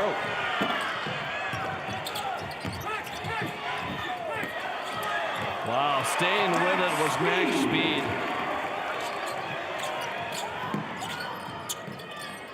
Some banging in the paint going on. Elk Nation, yes, that's his 5th point. 2 buckets in a row. 2 threes for Elk Nation. Wald. And that's going to stay with St. Thomas More. For the Cavaliers, here comes Ashton Paulson. St. Thomas More, all 5 starters have scored. Cheyenne Eagle Butte, 3 of the 5 starters have scored. In the Cheyenne Eagle Butte team, they're forcing some misses on the first shot. They're just struggling, forcing them to be one and done and coming up with the rebound. And Damian Clown is going to get called for the foul. For Damian, his first. And here's Ashton Paulson at the line. His trip to the line today. And Ashton was only 1 of 4 yesterday. Actually had an empty set there in, what was it, the first overtime that could have sealed it, but there he knocks that one down comfortably.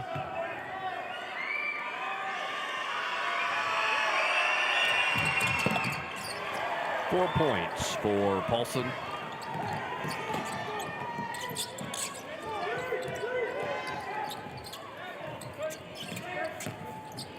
Oh, Austin Johnson going to right after max speed. And those are the type of gaps that you want to attack. You talk about double gaps where there's 2 gaps and there's no defender right there. Just a lot more space for you to be able to work with that dribble drive. First trip to the line for the Braves in this game.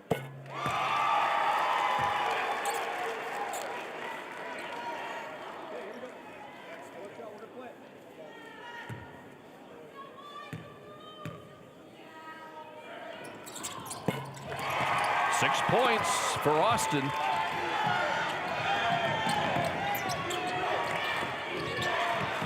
The trailer, offensive foul on speed.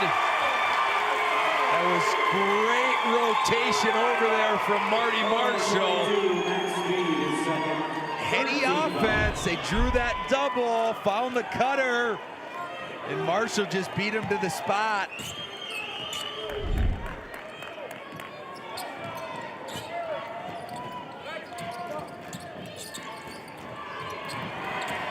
Ooh, long one by Clown.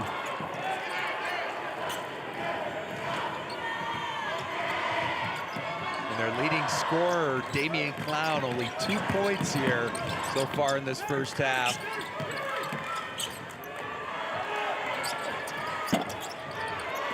Rebound by Elk Nation.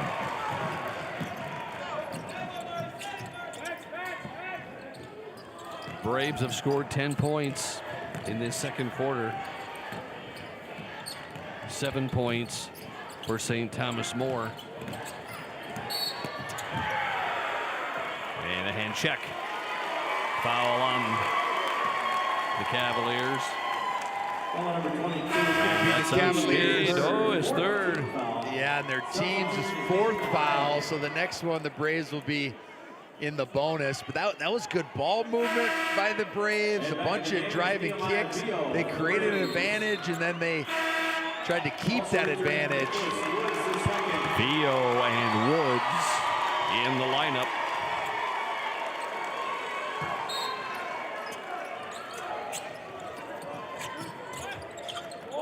You can see the Cavaliers, they switch pretty much any like matchups.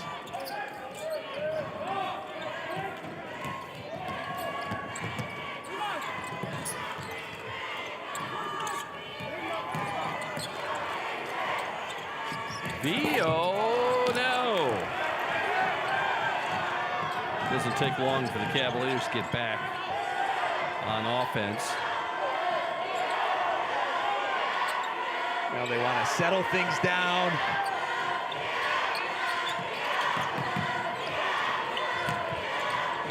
Sales in trouble. Double teamed, and he lost the ball. Anytime the Cavaliers catch it in those low block areas, whether post, drop off, there's a second defender coming, and they had Sales was trapped in a corner and quick hands. Gilton is guarding Elk Nation.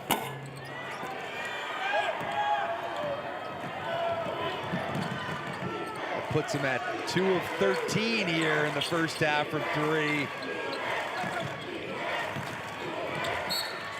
And it's going to go on Clown, his second.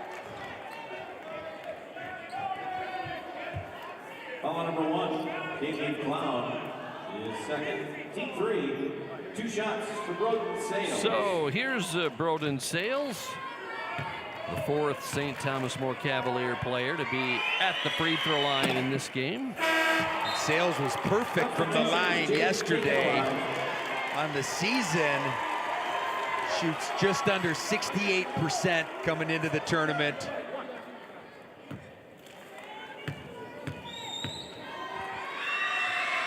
And the Cheyenne Eagle Butte team right now winning the second quarter, up 10-9 as they continue to try to carve into this deficit.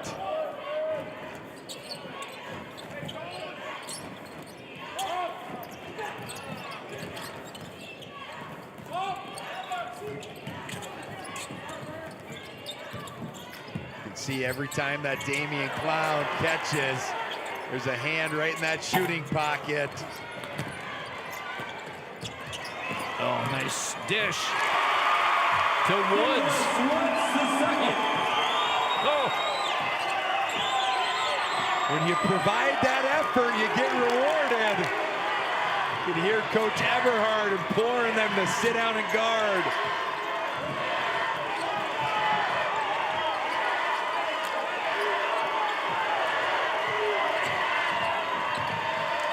Gilton has a shot, and he took it.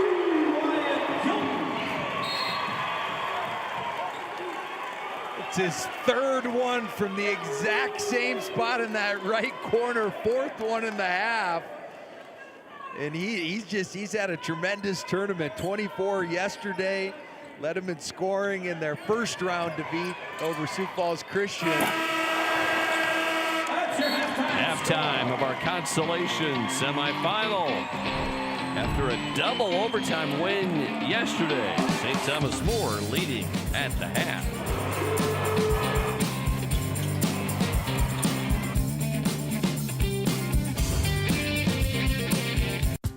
You kept us fed through tough times. And despite rising business costs, you keep doing what you love because you know you're making a difference.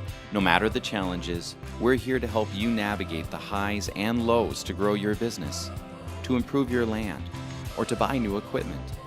We all rely on you, and we're just happy to return the favor. Go with Allies. Go with trust. Go with Dakota Bank.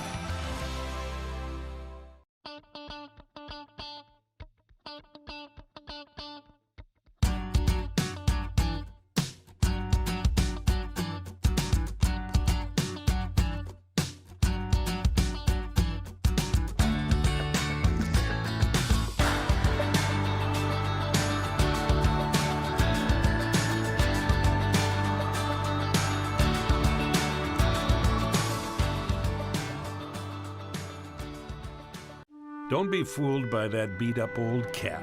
Its faded crown represents the tireless work of America's farmers and ranchers. Its sturdy brim, their dedication to providing our nation with a safe, affordable food source. From sunup to sundown, they're turning quarters into the dollars that drive our rural economy. So we'd like to tip our hat to them. Farmers Union Insurance, protecting those that protect America's food source. Bioethanol supplies more than just energy.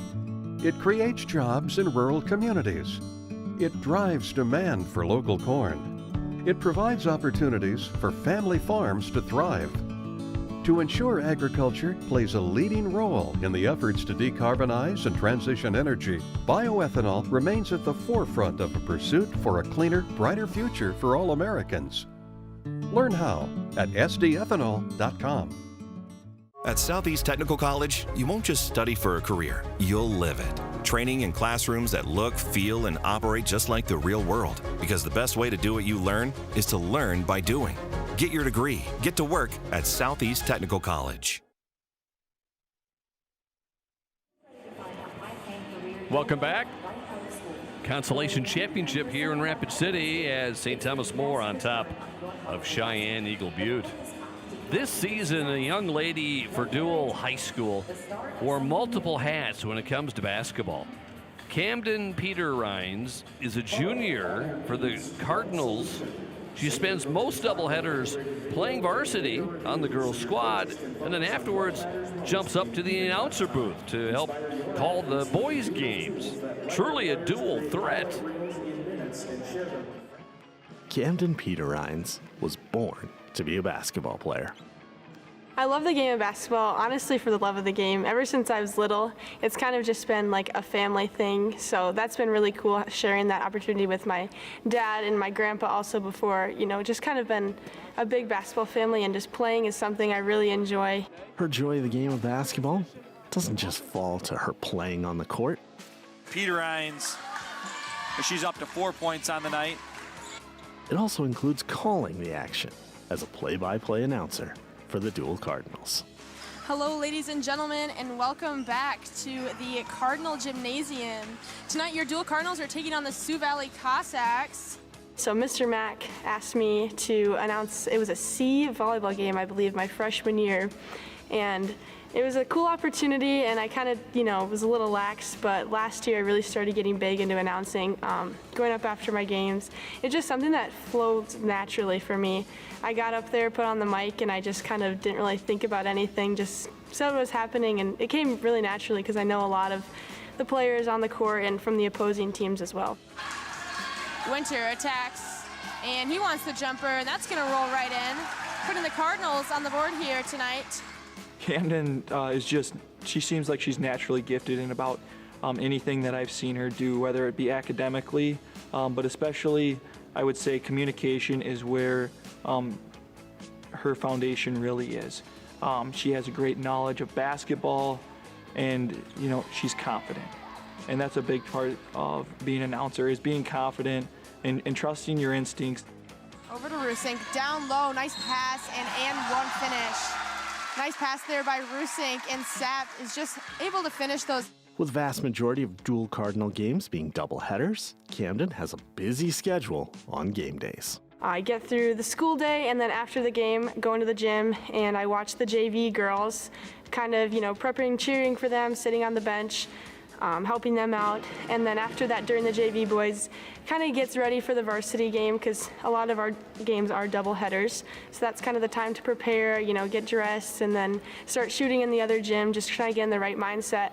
And then obviously going to play the varsity game. And then after that, it's a talk in the locker room, and then it's a pretty quick change to get up and get on the call and start with the starting lineups. That is if Camden's head coach, her dad John, gets her out the door on time. We're honestly so into the game that, we want to make sure we have closure to the game itself. If it was a win, we're celebrating. If it was a loss, we're learning. And I honestly have to be reminded that, hey, it's time to come up to the booth, because I do get kind of wrapped up into the game itself. Or with a microphone, you can bet Camden is going to be around the game of basketball. The opportunity for me to almost share my gift with others and have other people, be able to listen, because I know I really enjoy listening to basketball more than watching it without sound, is something that's really cool, and I'm glad that I'm able to share that with others. Make sure to tune in to Cardinals Live, and we'll catch you next time. Good job, Camden. Wish you all the best. Might be able to learn something from Camden today, right? No question there, Craig. A true dual threat. Playing, I can't even imagine. Playing, you get done and head up to the booth and got the second job. This show was a part of the Tales from the Hardwood show. To see the full show and all those stories, visit sdpb.org/basketball. Highlights, stats, coming up, consolation championship at halftime. Reading opens every door to learning, opportunity, and understanding. The South Dakota Department of Education is strengthening literacy outcomes for students across our state, helping educators connect classroom instruction to the science of how children learn to read and write. Through professional support and shared resources, schools are building strong foundation in literacy for every learner. South Dakota Department of Education, learning, leadership, service.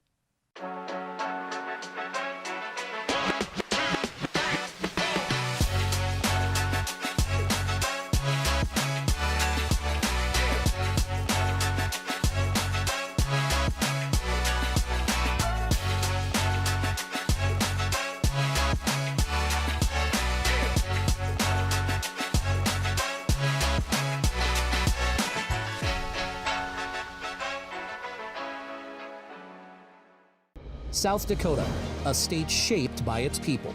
It's more than a place, it's opportunity waiting to be realized. At South Dakota State University, opportunity is turned into progress. Through research, education, and a community that inspires, SDSU drives the future of this state. We're not just here, we're taking action with purpose, trust, and impact.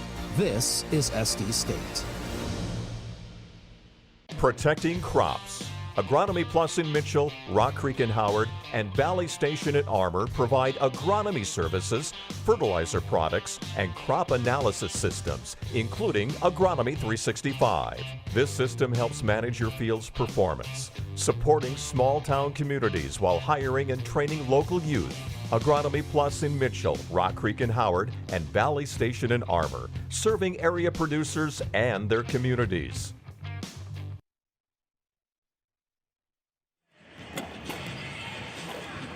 Highlights from our first half. In the second quarter, both teams scoring 12 points. And for St. Thomas More, they're getting all their points from all 5 starters. And led by Wyatt Gilton, 12 points, 4 made threes, 4 of 5 have got production across the board. Otherwise, Lusarski with 6, Max Speed 5, Sales and Paulson both with 4. On the other side of things, for the Cheyenne Eagle Butte Braves, led by Levi Elk Nation with 8. They really need to try to get their leading scorer, Damian Clown, going alongside with him. He was held to 2 points on only 1 of 8 shooting in that first half.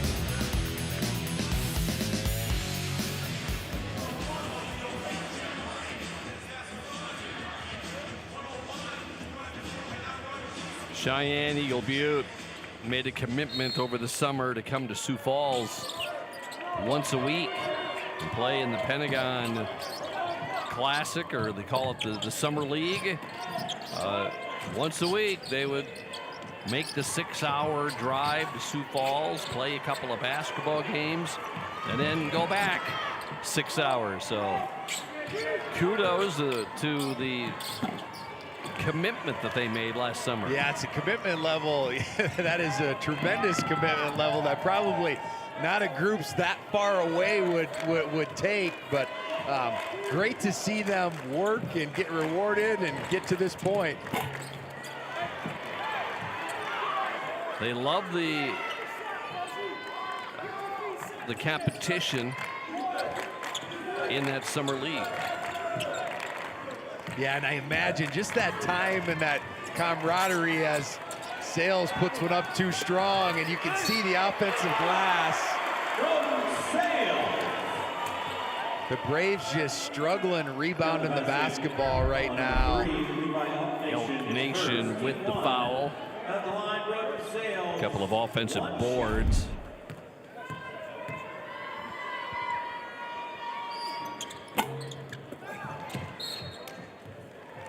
But yeah, as I was mentioning, Craig, before that last play, that time that you spend even going to those games, I mean, that's 12 hours of drive time with everybody in the same, probably a van or two traveling out there, maybe a smaller bus, and that chemistry and camaraderie that you can oftentimes build in those moments becomes really important even on the floor.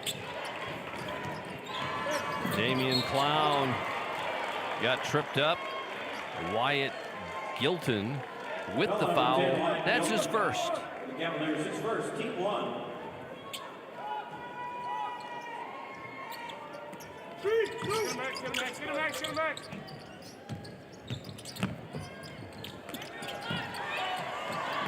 A straight head, and he got the roll.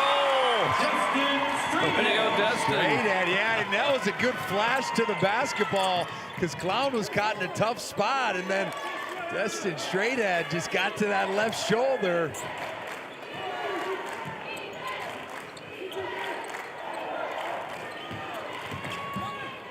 Gilton,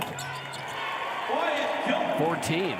His first basket, that's not a three. Yeah, first 2-point basket, and he just kind of sliced through that defense, took that pro hop, and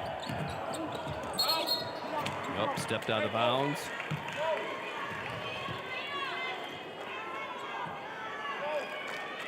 Fifth turnover for Cheyenne Eagle Butte.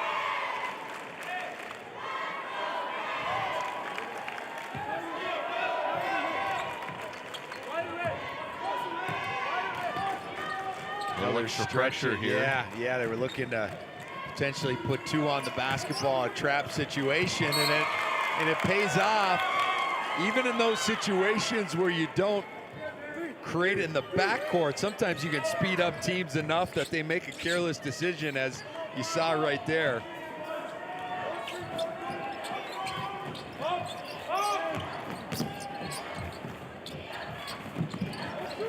Elk Nation, guarded by Sluzarski.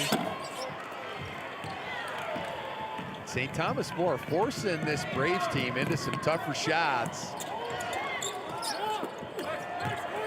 Speed with the rebound, or actually he got the ball. And it's gonna go to the Braves. And you can see the Cavaliers are making a concerted effort. They're getting either 4 or 5 guys on the glass every time a shot goes up, as Sales just went flying over the top.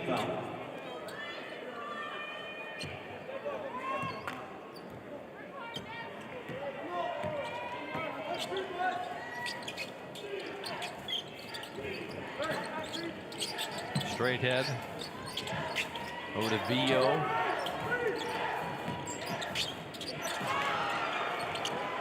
Oh, and that's gonna turn it over. And the Braves they did a nice job of valuing that basketball in the first half. Only had 4 turnovers. St. Thomas More actually had 8 themselves, but had a couple early ones here to start off this half.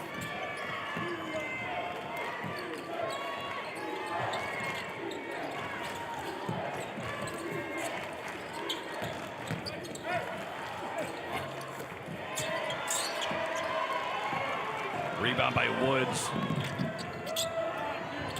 And Damian Clown with his first 3 of the game. And that's a welcome sight for the Braves fans and coaching staff and team.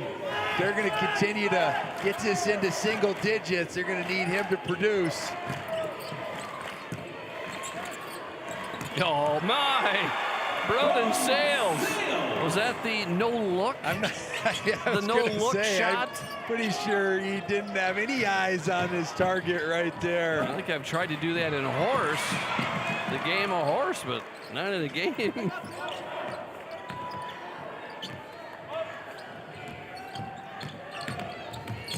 That's a nice move by Nicholas Woods. His second basket. Took that bump too. Had that defender right on his shoulder, takes the bump, stays focused. Nice finish.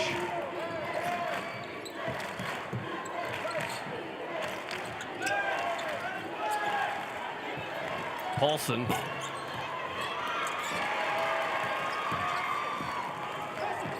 Braves can cut the deficit to single digits.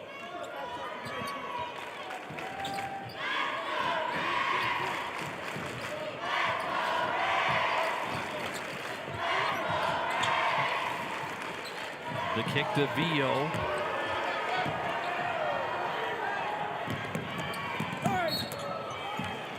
Both of these teams have won 3 consolation championships. One of them will get a 4th today.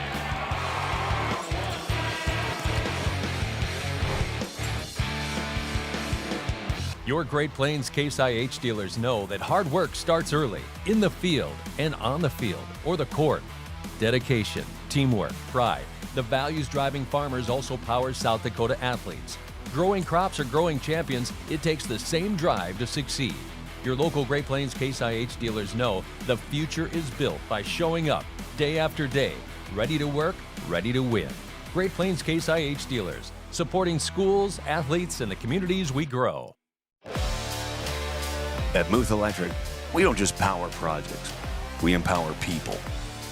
We invest in training, mentorship, and career development opportunities at every level. Because strong careers build strong communities. Your future is bright with Muth Electric. Muth Electric now hiring.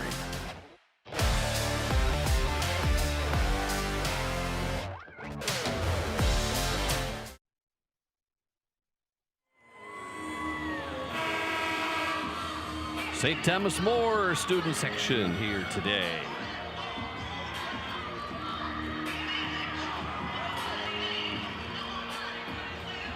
At the line is Wyatt Gilton. It's his first trip to the line, and he will become the...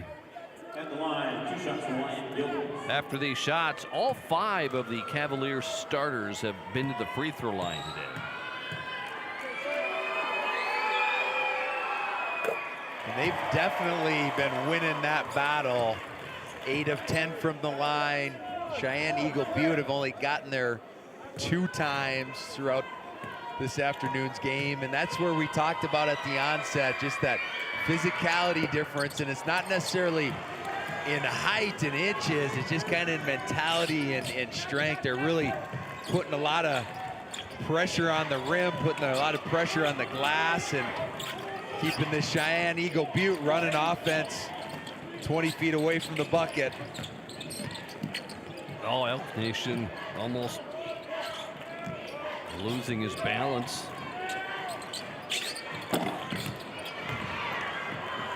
Gilton to High and to travel. Hayden High traveled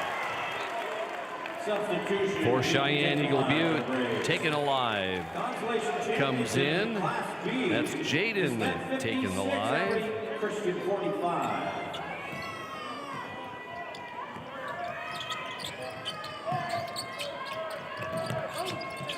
You can see this Braves, they normally get 5 guys in motion. Not a whole lot of structure to it, which can make it hard to guard. And when they get space like that, it's a great take there from Woods. It's done that a couple of times. Aggressive to the rack.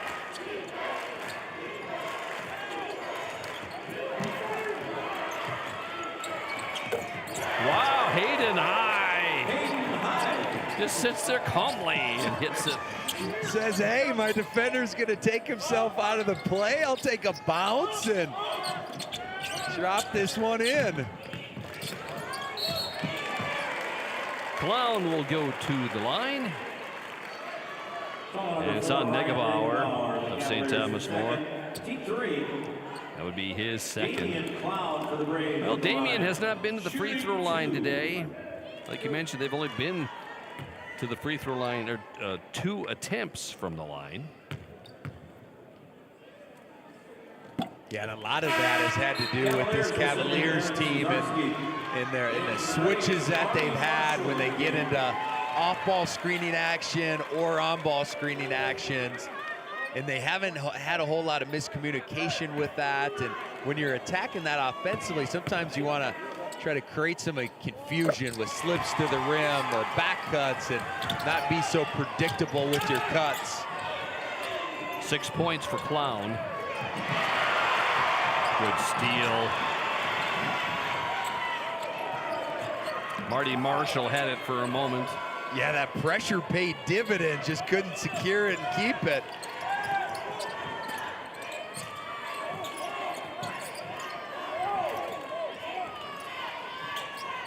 And minus this first quarter, the Cheyenne Eagle Butte team basically playing STM even. And Clown will get his third foul. Got the arm of Wald.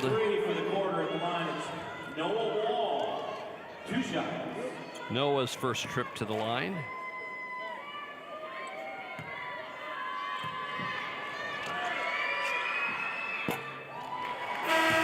And we mentioned him yesterday. He was 6 of 13 from the floor. A big reason why they were able to pull out that double overtime victory over Groton area.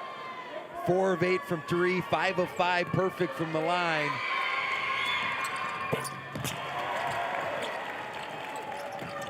Wald, yeah, 21 points yesterday. He's got 1 today. That's Johnson. See, that's what you want to do. Slide with that drive so the ball can still see you. And Johnson with the foul. Fouls lining up here a little bit here. Cavaliers will be in the bonus next time.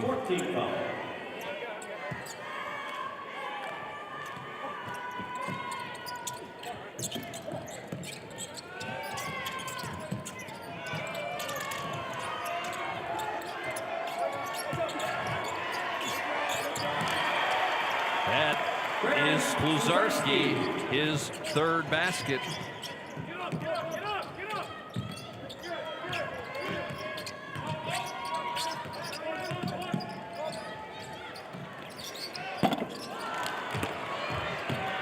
Another quality look there from Austin Johnson, just off the mark with both those.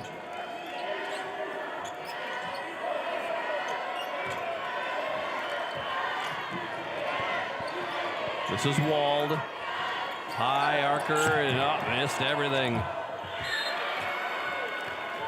Well, Cavaliers will get a chance for a quick shot. Oh, in fact, Tony Young wants to take a timeout. See if he can. It's a full timeout. Draw something up to be able to create a quick look at the rim with 1.7.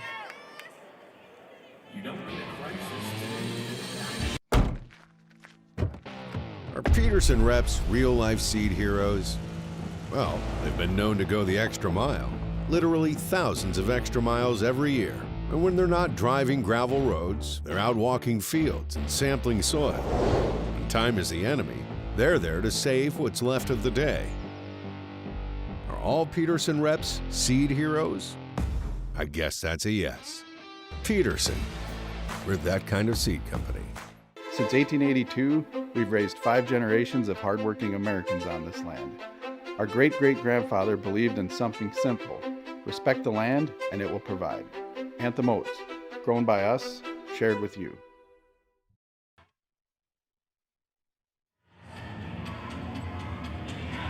.7 seconds to go in the quarter. What kind of play is getting drawn up for St. Thomas More? Yeah, you got time with something quick, obviously, at the rim, but you got time for a catch and shoot, even a quick shot fake and a bounce. So you can look at a variety of different things here, but I imagine it'll probably be something going at the basket. You want to defensively, you need to understand whether you're switching screens or how are you going to handle it. Inbounder wants to be active defending, as you can see right there. Got a tip on that pass, took 2/10 off.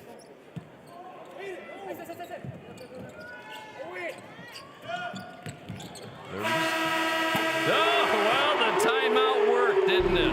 Oh, Noah Wald gets his first 3 of the game. The Cavaliers on top.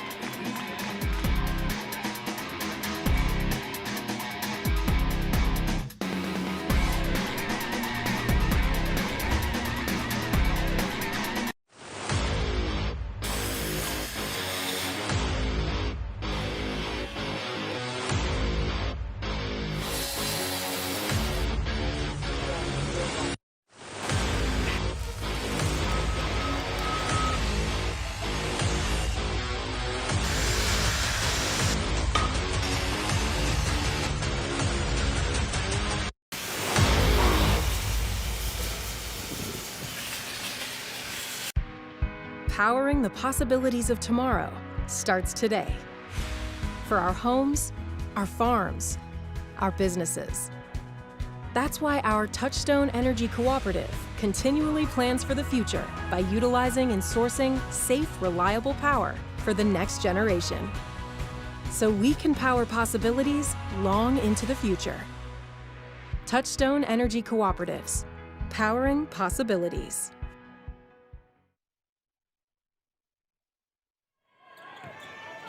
Slusarski throwing the ball in here as we start the third quarter. There's a shot of his dad.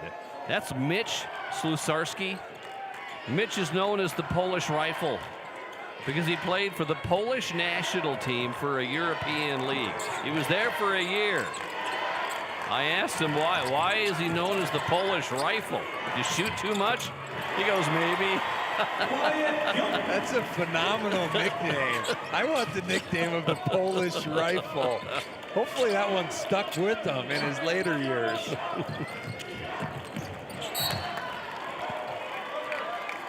Yeah, and after having this game to hanging right around 10, there was a strong finish from St. Thomas More to finish that third quarter, and now this game's at an 18-point deficit. Sales was in trouble. He calls the timeout. It's a 30-second timeout. 30-second timeout on the floor.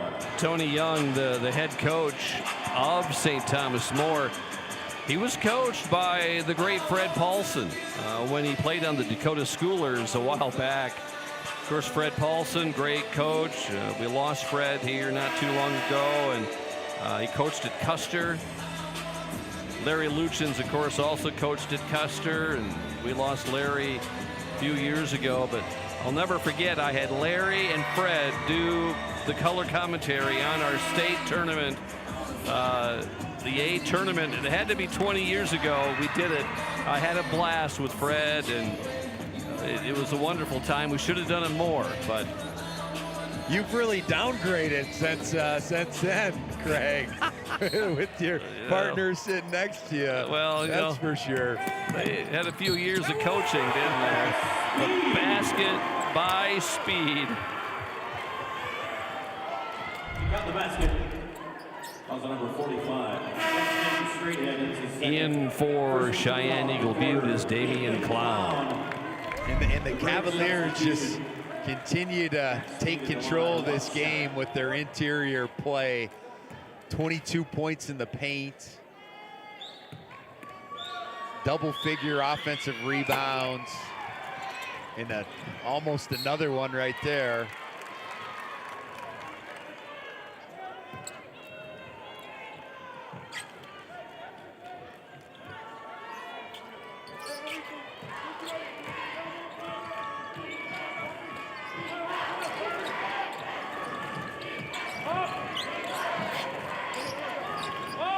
It's actually one of the few times where there was a little confusion defensively on who's guarding who. Oh, Johnson can't get it to go.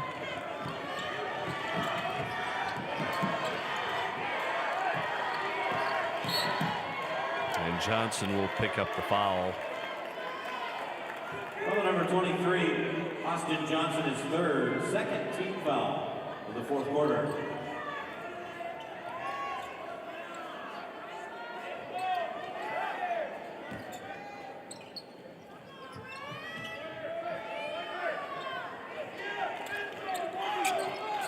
The Cavaliers just have some matchups inside that they really try to take advantage of. Run down by Johnson. Austin Johnson is a 5-year varsity player here for the Braves. Levi Elk Nation here. He's National Honor Society.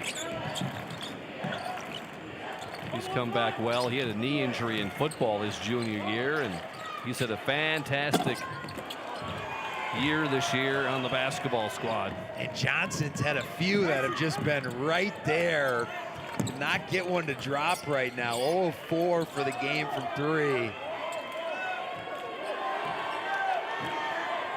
And the Braves have yet to get on the scoreboard here in this fourth quarter, as the Cavaliers will be patient and try to use a little clock. And a hold away from the ball. Number 23. No, it is on Austin Johnson, his fourth foul. And he's going to come out. And into the game will be Jaden taken alive. Jaden, by the way, plays 6th at state cross country this year. You love it when you see these multi-sport athletes. No question, Craig. Helps out in so many different ways, and how you're both physically and mentally and relationship-wise.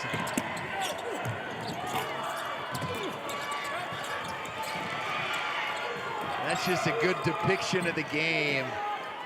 And that's why St. Thomas More has the lead that they do. Those second opportunities and just the control that they've had in the lane.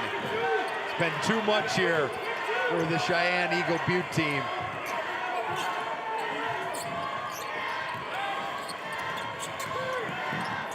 The lob to Gilton. Oh, missed it. Oh. The pull up by Clown. And Damian has got 7. Damian Clown.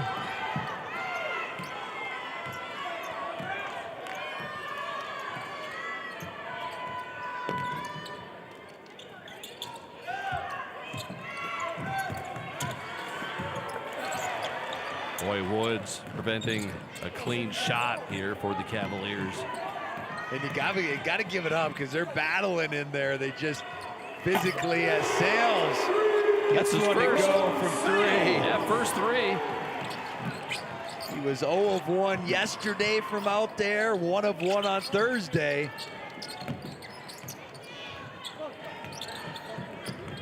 And it's Elk Nation, his second 3.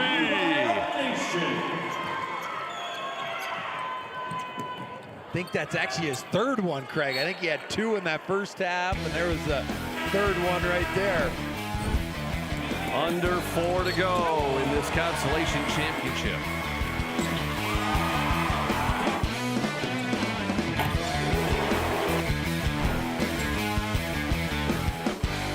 Is it the competition that keeps bringing you back?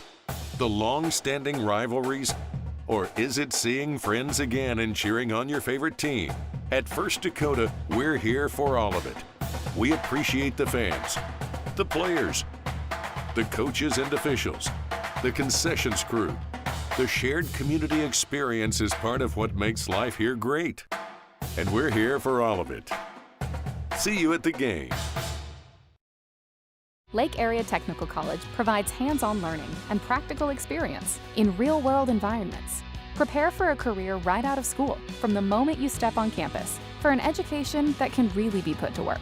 Lake Area Tech is the start of something new. I can't imagine being anything other than a nurse. I'm also much more than a nurse. And working at Avera lets me find balance between the career that called me and a life that fulfills me.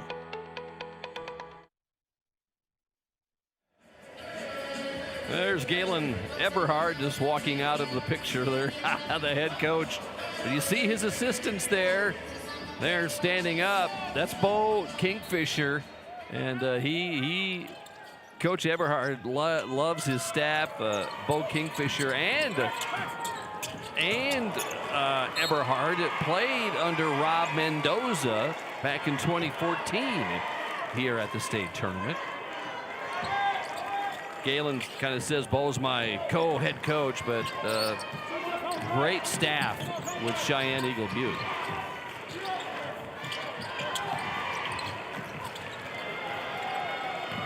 Uh-oh, lost a shoe. Vio's playing with one sock. As long as he doesn't hit anybody with the shoe that he's got in his hand. I think they eventually just blew it when they didn't have any type of an advantage again.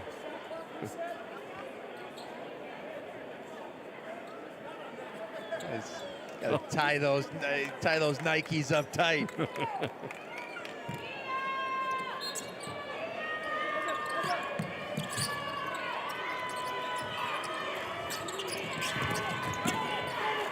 The kick to Gilton and Paulson. Good anticipation there from Vio. Oh, tough move, and Paulson takes it the distance.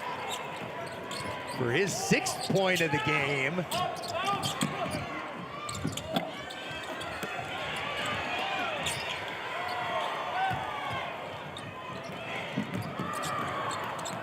Behind the back pass. Slusarski's got 10. Their 3rd guy in double figures, so getting offense in a lot of different areas. And it's just been a struggle here for Cheyenne Eagle Butte, only shooting 30% from the floor, 4 of 23 from 3. Timeout, Cavaliers. Cavaliers are going to take a timeout. St. Thomas More back after a little 3-year hiatus. Members of the team played on the football team, state title last fall, and senior Wyatt Gilton talked to us earlier after that first-round loss to Sioux Falls Christian. I know it's big for sure. I got injured, I think it was my sophomore year, so I missed that. We missed state.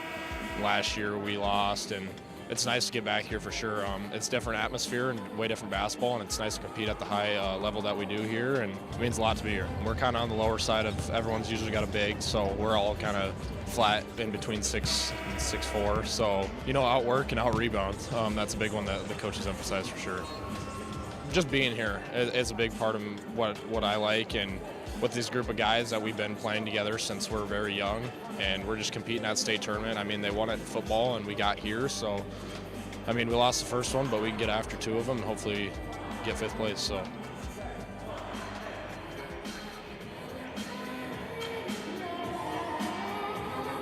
Notice a little shiner there, too, with Gilton. It's looking tough. Physical. Looking good. Yeah, I guess you probably got that in a practice or a game. Hopefully not a sibling. Strong move. High speed. All of his points, except for one free throw, have come inside the paint. In for the Braves, Marty Marshall. And coming out for St. Thomas More, Max Speed, senior. 6'4" senior coming out. Getting a big hug from the head coach. He'll finish with 9 points. And you just felt like the Cheyenne Eagle Butte, they were hanging around for much of that 3rd quarter, right at 10. It was just that finish to the 3rd, and then so far here in the 4th, St. Thomas More really taking control, outscoring them 13-5 in this quarter.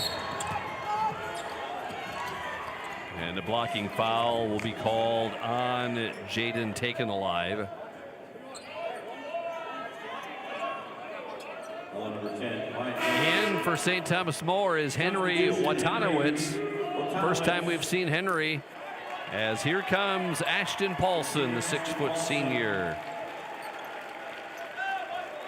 He'll finish with 6 points today. Hutanowicz, a 5'9" junior.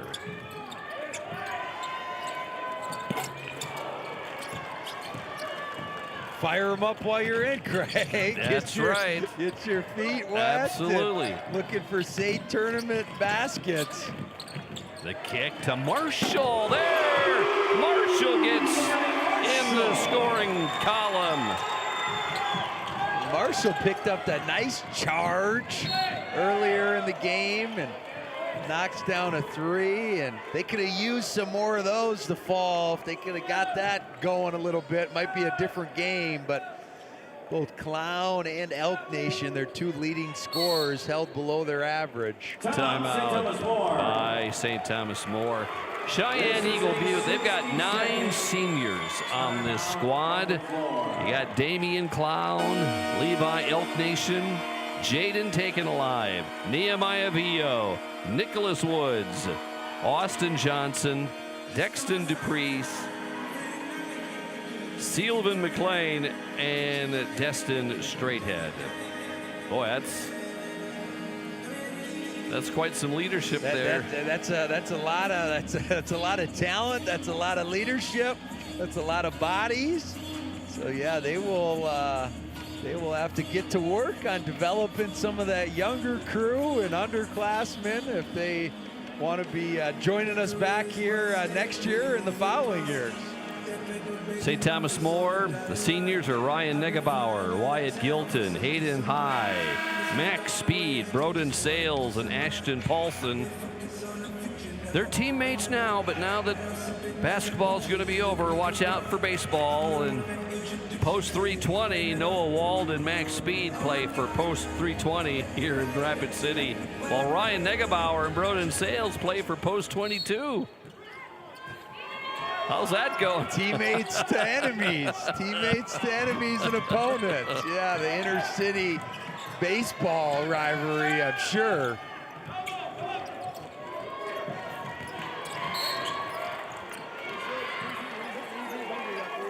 And Cavaliers are in the bonus. And coming out is Damian Clown. He is fouled out, but Damian means a lot to the Cheyenne Eagle Butte crowd. Damian is coming out with 8 points. Coming out is Nicholas Woods, the 5'11 senior. Woods leaving with 6. And one more is Christopher Jeffries is coming in, and here comes Elk Nation. Here comes Levi getting the big applause. Also, Wyatt Gilton of St. Thomas More also coming out, the senior. Yeah, it's always nice to be able to get those curtain calls one last time in front of your friends and families and fellow students in the stands. In for the Cavaliers, Ryan Kessler comes in. Carter Kemp comes in. Going out, Hayden High. Hayden, the senior. Here's Negebauer. He's the senior. He's coming out. I think we got them all. I think you did, Craig. That was well done. Well done. And they all deserve some flowers and a shout out. They got it. Probably gonna chow on a big meal afterwards, knowing the season's done. The drive and the basket by Brody Willits. Everyone's getting in the game. Yeah, and an extra loud cheer from the St. Thomas More student section. His first taste of the state tournament and getting a bucket. Carter Kemp with the foul. And Caleb Wall.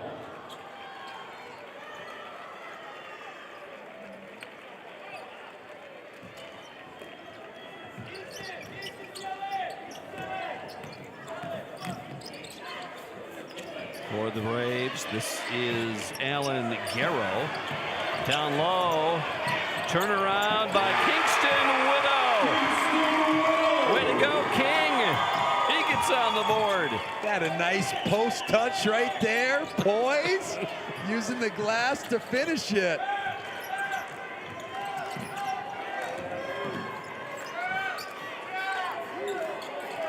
Stay with us as the award ceremony will be coming up following this game. See, they're just winding this clock down here. And a pretty complete effort on both sides of the court for this Cavaliers team that end up walking away with the consolation championship. It'll be the fourth consolation championship for St. Thomas More.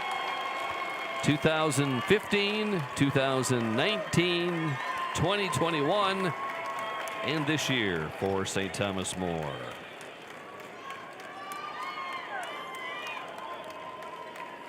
Cavaliers will finish 19-6.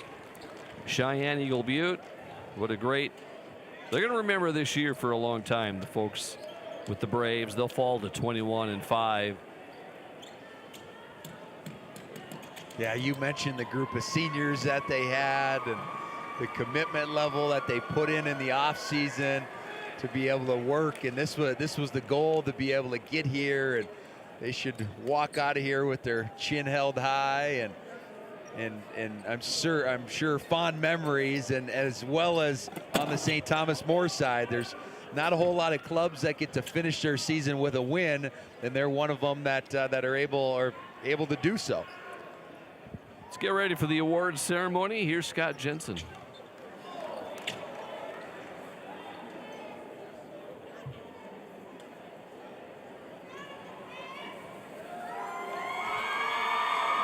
Ladies and gentlemen, how about a hand for both teams in our consolation championship game this afternoon? Ladies and gentlemen, at this time, we'd like to present the team awards, the teams placing 5th and 6th in Class A. To present the awards are Jeff Costers, Billy Clanton, Chuck Wilson, and Jordan Bauer from the South Dakota High School Activities Association Board of Directors. Assisting with the team awards presentation are representatives from the Activity Association's corporate partners, Chad Hogstad from Sanford Health, Julie Turninghardt from Dakota Bank, and Staff Sergeant First Class Louis Clement from the South Dakota Army National Guard. The 6th place team in Class A is Cheyenne Eagle Butte, the Braves.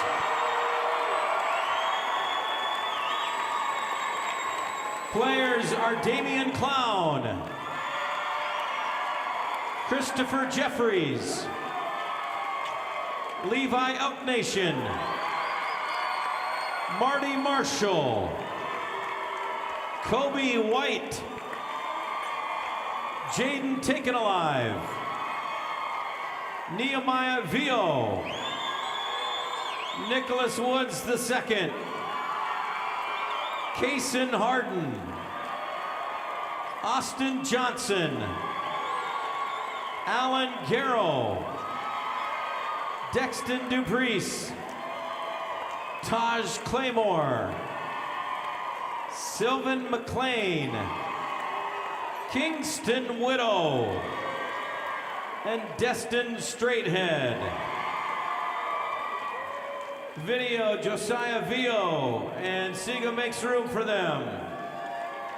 Assistant coaches, Jeffrey Shaving, Creighton LeBeau, Harley Nigel, and Bo Kingfisher. Accepting the 6th place trophy for Class A, the head coach of the Cheyenne Eagle Butte Braves, Galen Eberhard. Congratulations.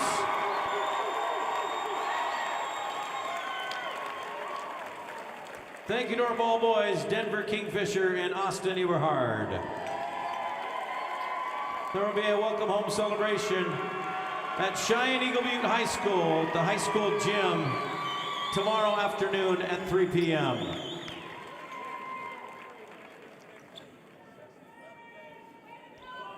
The consolation champions in Class A for 2026, the St. Thomas More Cavaliers. Players are Ryan Niggebauer, Noah Wald, Wyatt Gilton, Henry Watanowitz, Hayden Haig, Baron Slazarski, Carter Kemp, Max Speed, Broden Sales, Ashton Paulson, Brody Willits, Ryan Kessler, Cooper Sales, Henry Forstner, Caleb Wald, Jackson Langdow. Your managers, Tegan Young and Rayleigh Kessler. Assistant coaches, Bill Whitney, Mitch Cesarski, Scott Donnelly, and Craig Bloom. Accepting the 5th place trophy in Class A, the head coach of the St. Thomas More Cavaliers. Congratulations, Tony Young.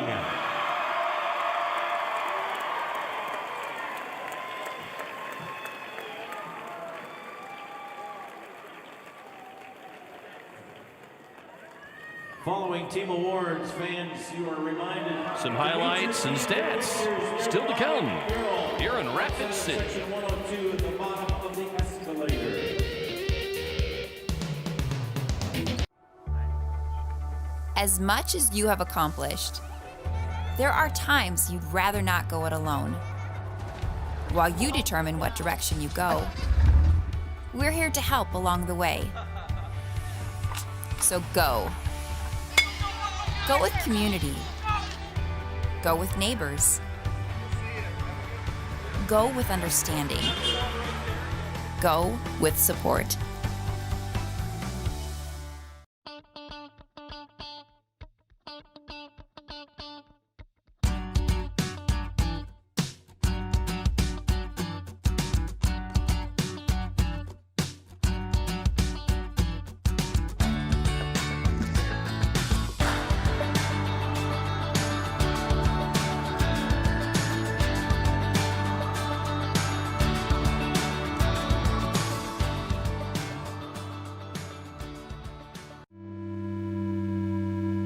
You hear about work-life balance like it's a big equation you have to find the answer to.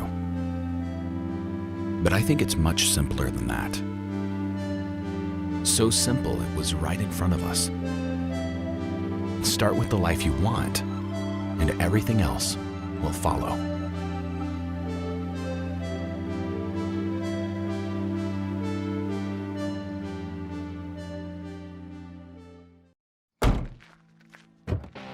Are Peterson reps real-life seed heroes? Well, they've been known to go the extra mile. Literally thousands of extra miles every year. And when they're not driving gravel roads, they're out walking fields and sampling soil. When time is the enemy, they're there to save what's left of the day. Are all Peterson reps seed heroes? I guess that's a yes. Peterson, we're that kind of seed company. St. Thomas More, your consolation champs for 2026. In the second half, St. Thomas More getting very consistent play from Gilton and Sluzarski and Sales, as they were all in double figures in this game. Shot 45% from the floor as a team, 6 of 18 from 3. As you mentioned, Gilton 17, Sluzarski 10, Ronan Sales 11. Pretty complete performance from the Cavaliers.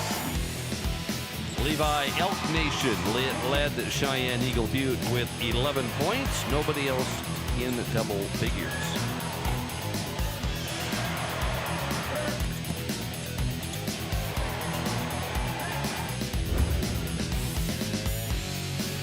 And we will wrap things up when we come back.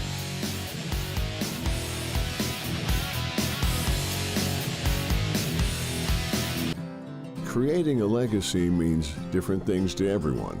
For us, it's about family, watching my daughter follow in my footsteps, passing the farm onto her, and working side by side every day. It's about building something that lasts. Agtegra Cooperative has been by our side through it all, supporting us from one generation to the next. Agtegra Cooperative, legacy rich, future focused for generations to come.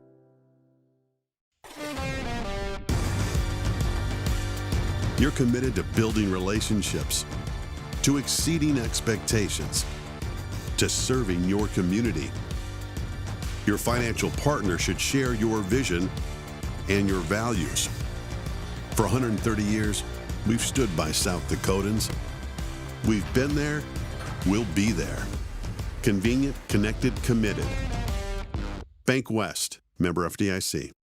Educators across South Dakota are coming together to elevate, educate, and empower. This June, the Department of Education hosts the South Dakota Literacy Conference in Mitchell, a gathering dedicated to advancing the science of reading and sharing new insights into how students learn, exploring research and real-world strategies for South Dakota educators to move literacy forward for all learners. South Dakota Department of Education, learning, leadership, service.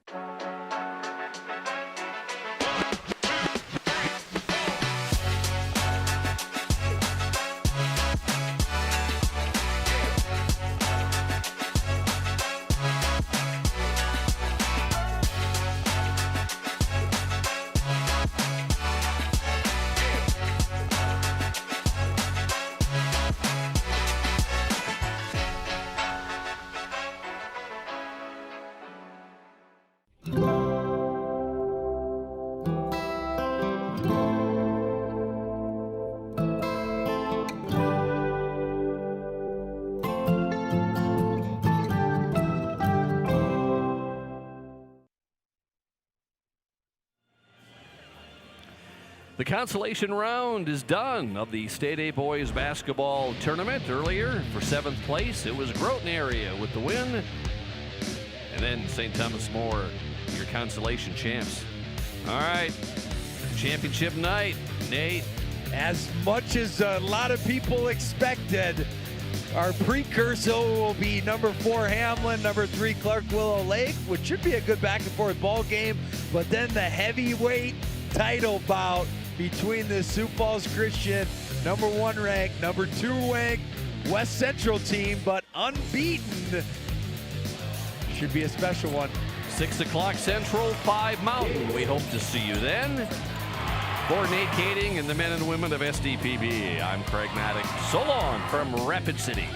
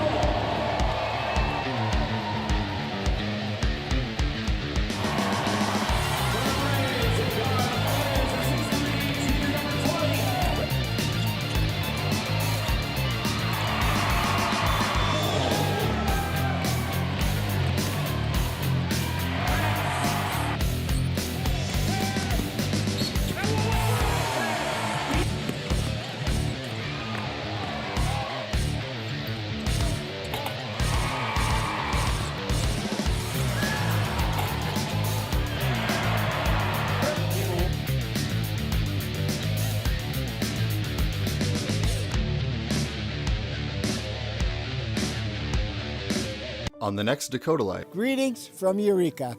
Greetings from Eureka. Greetings from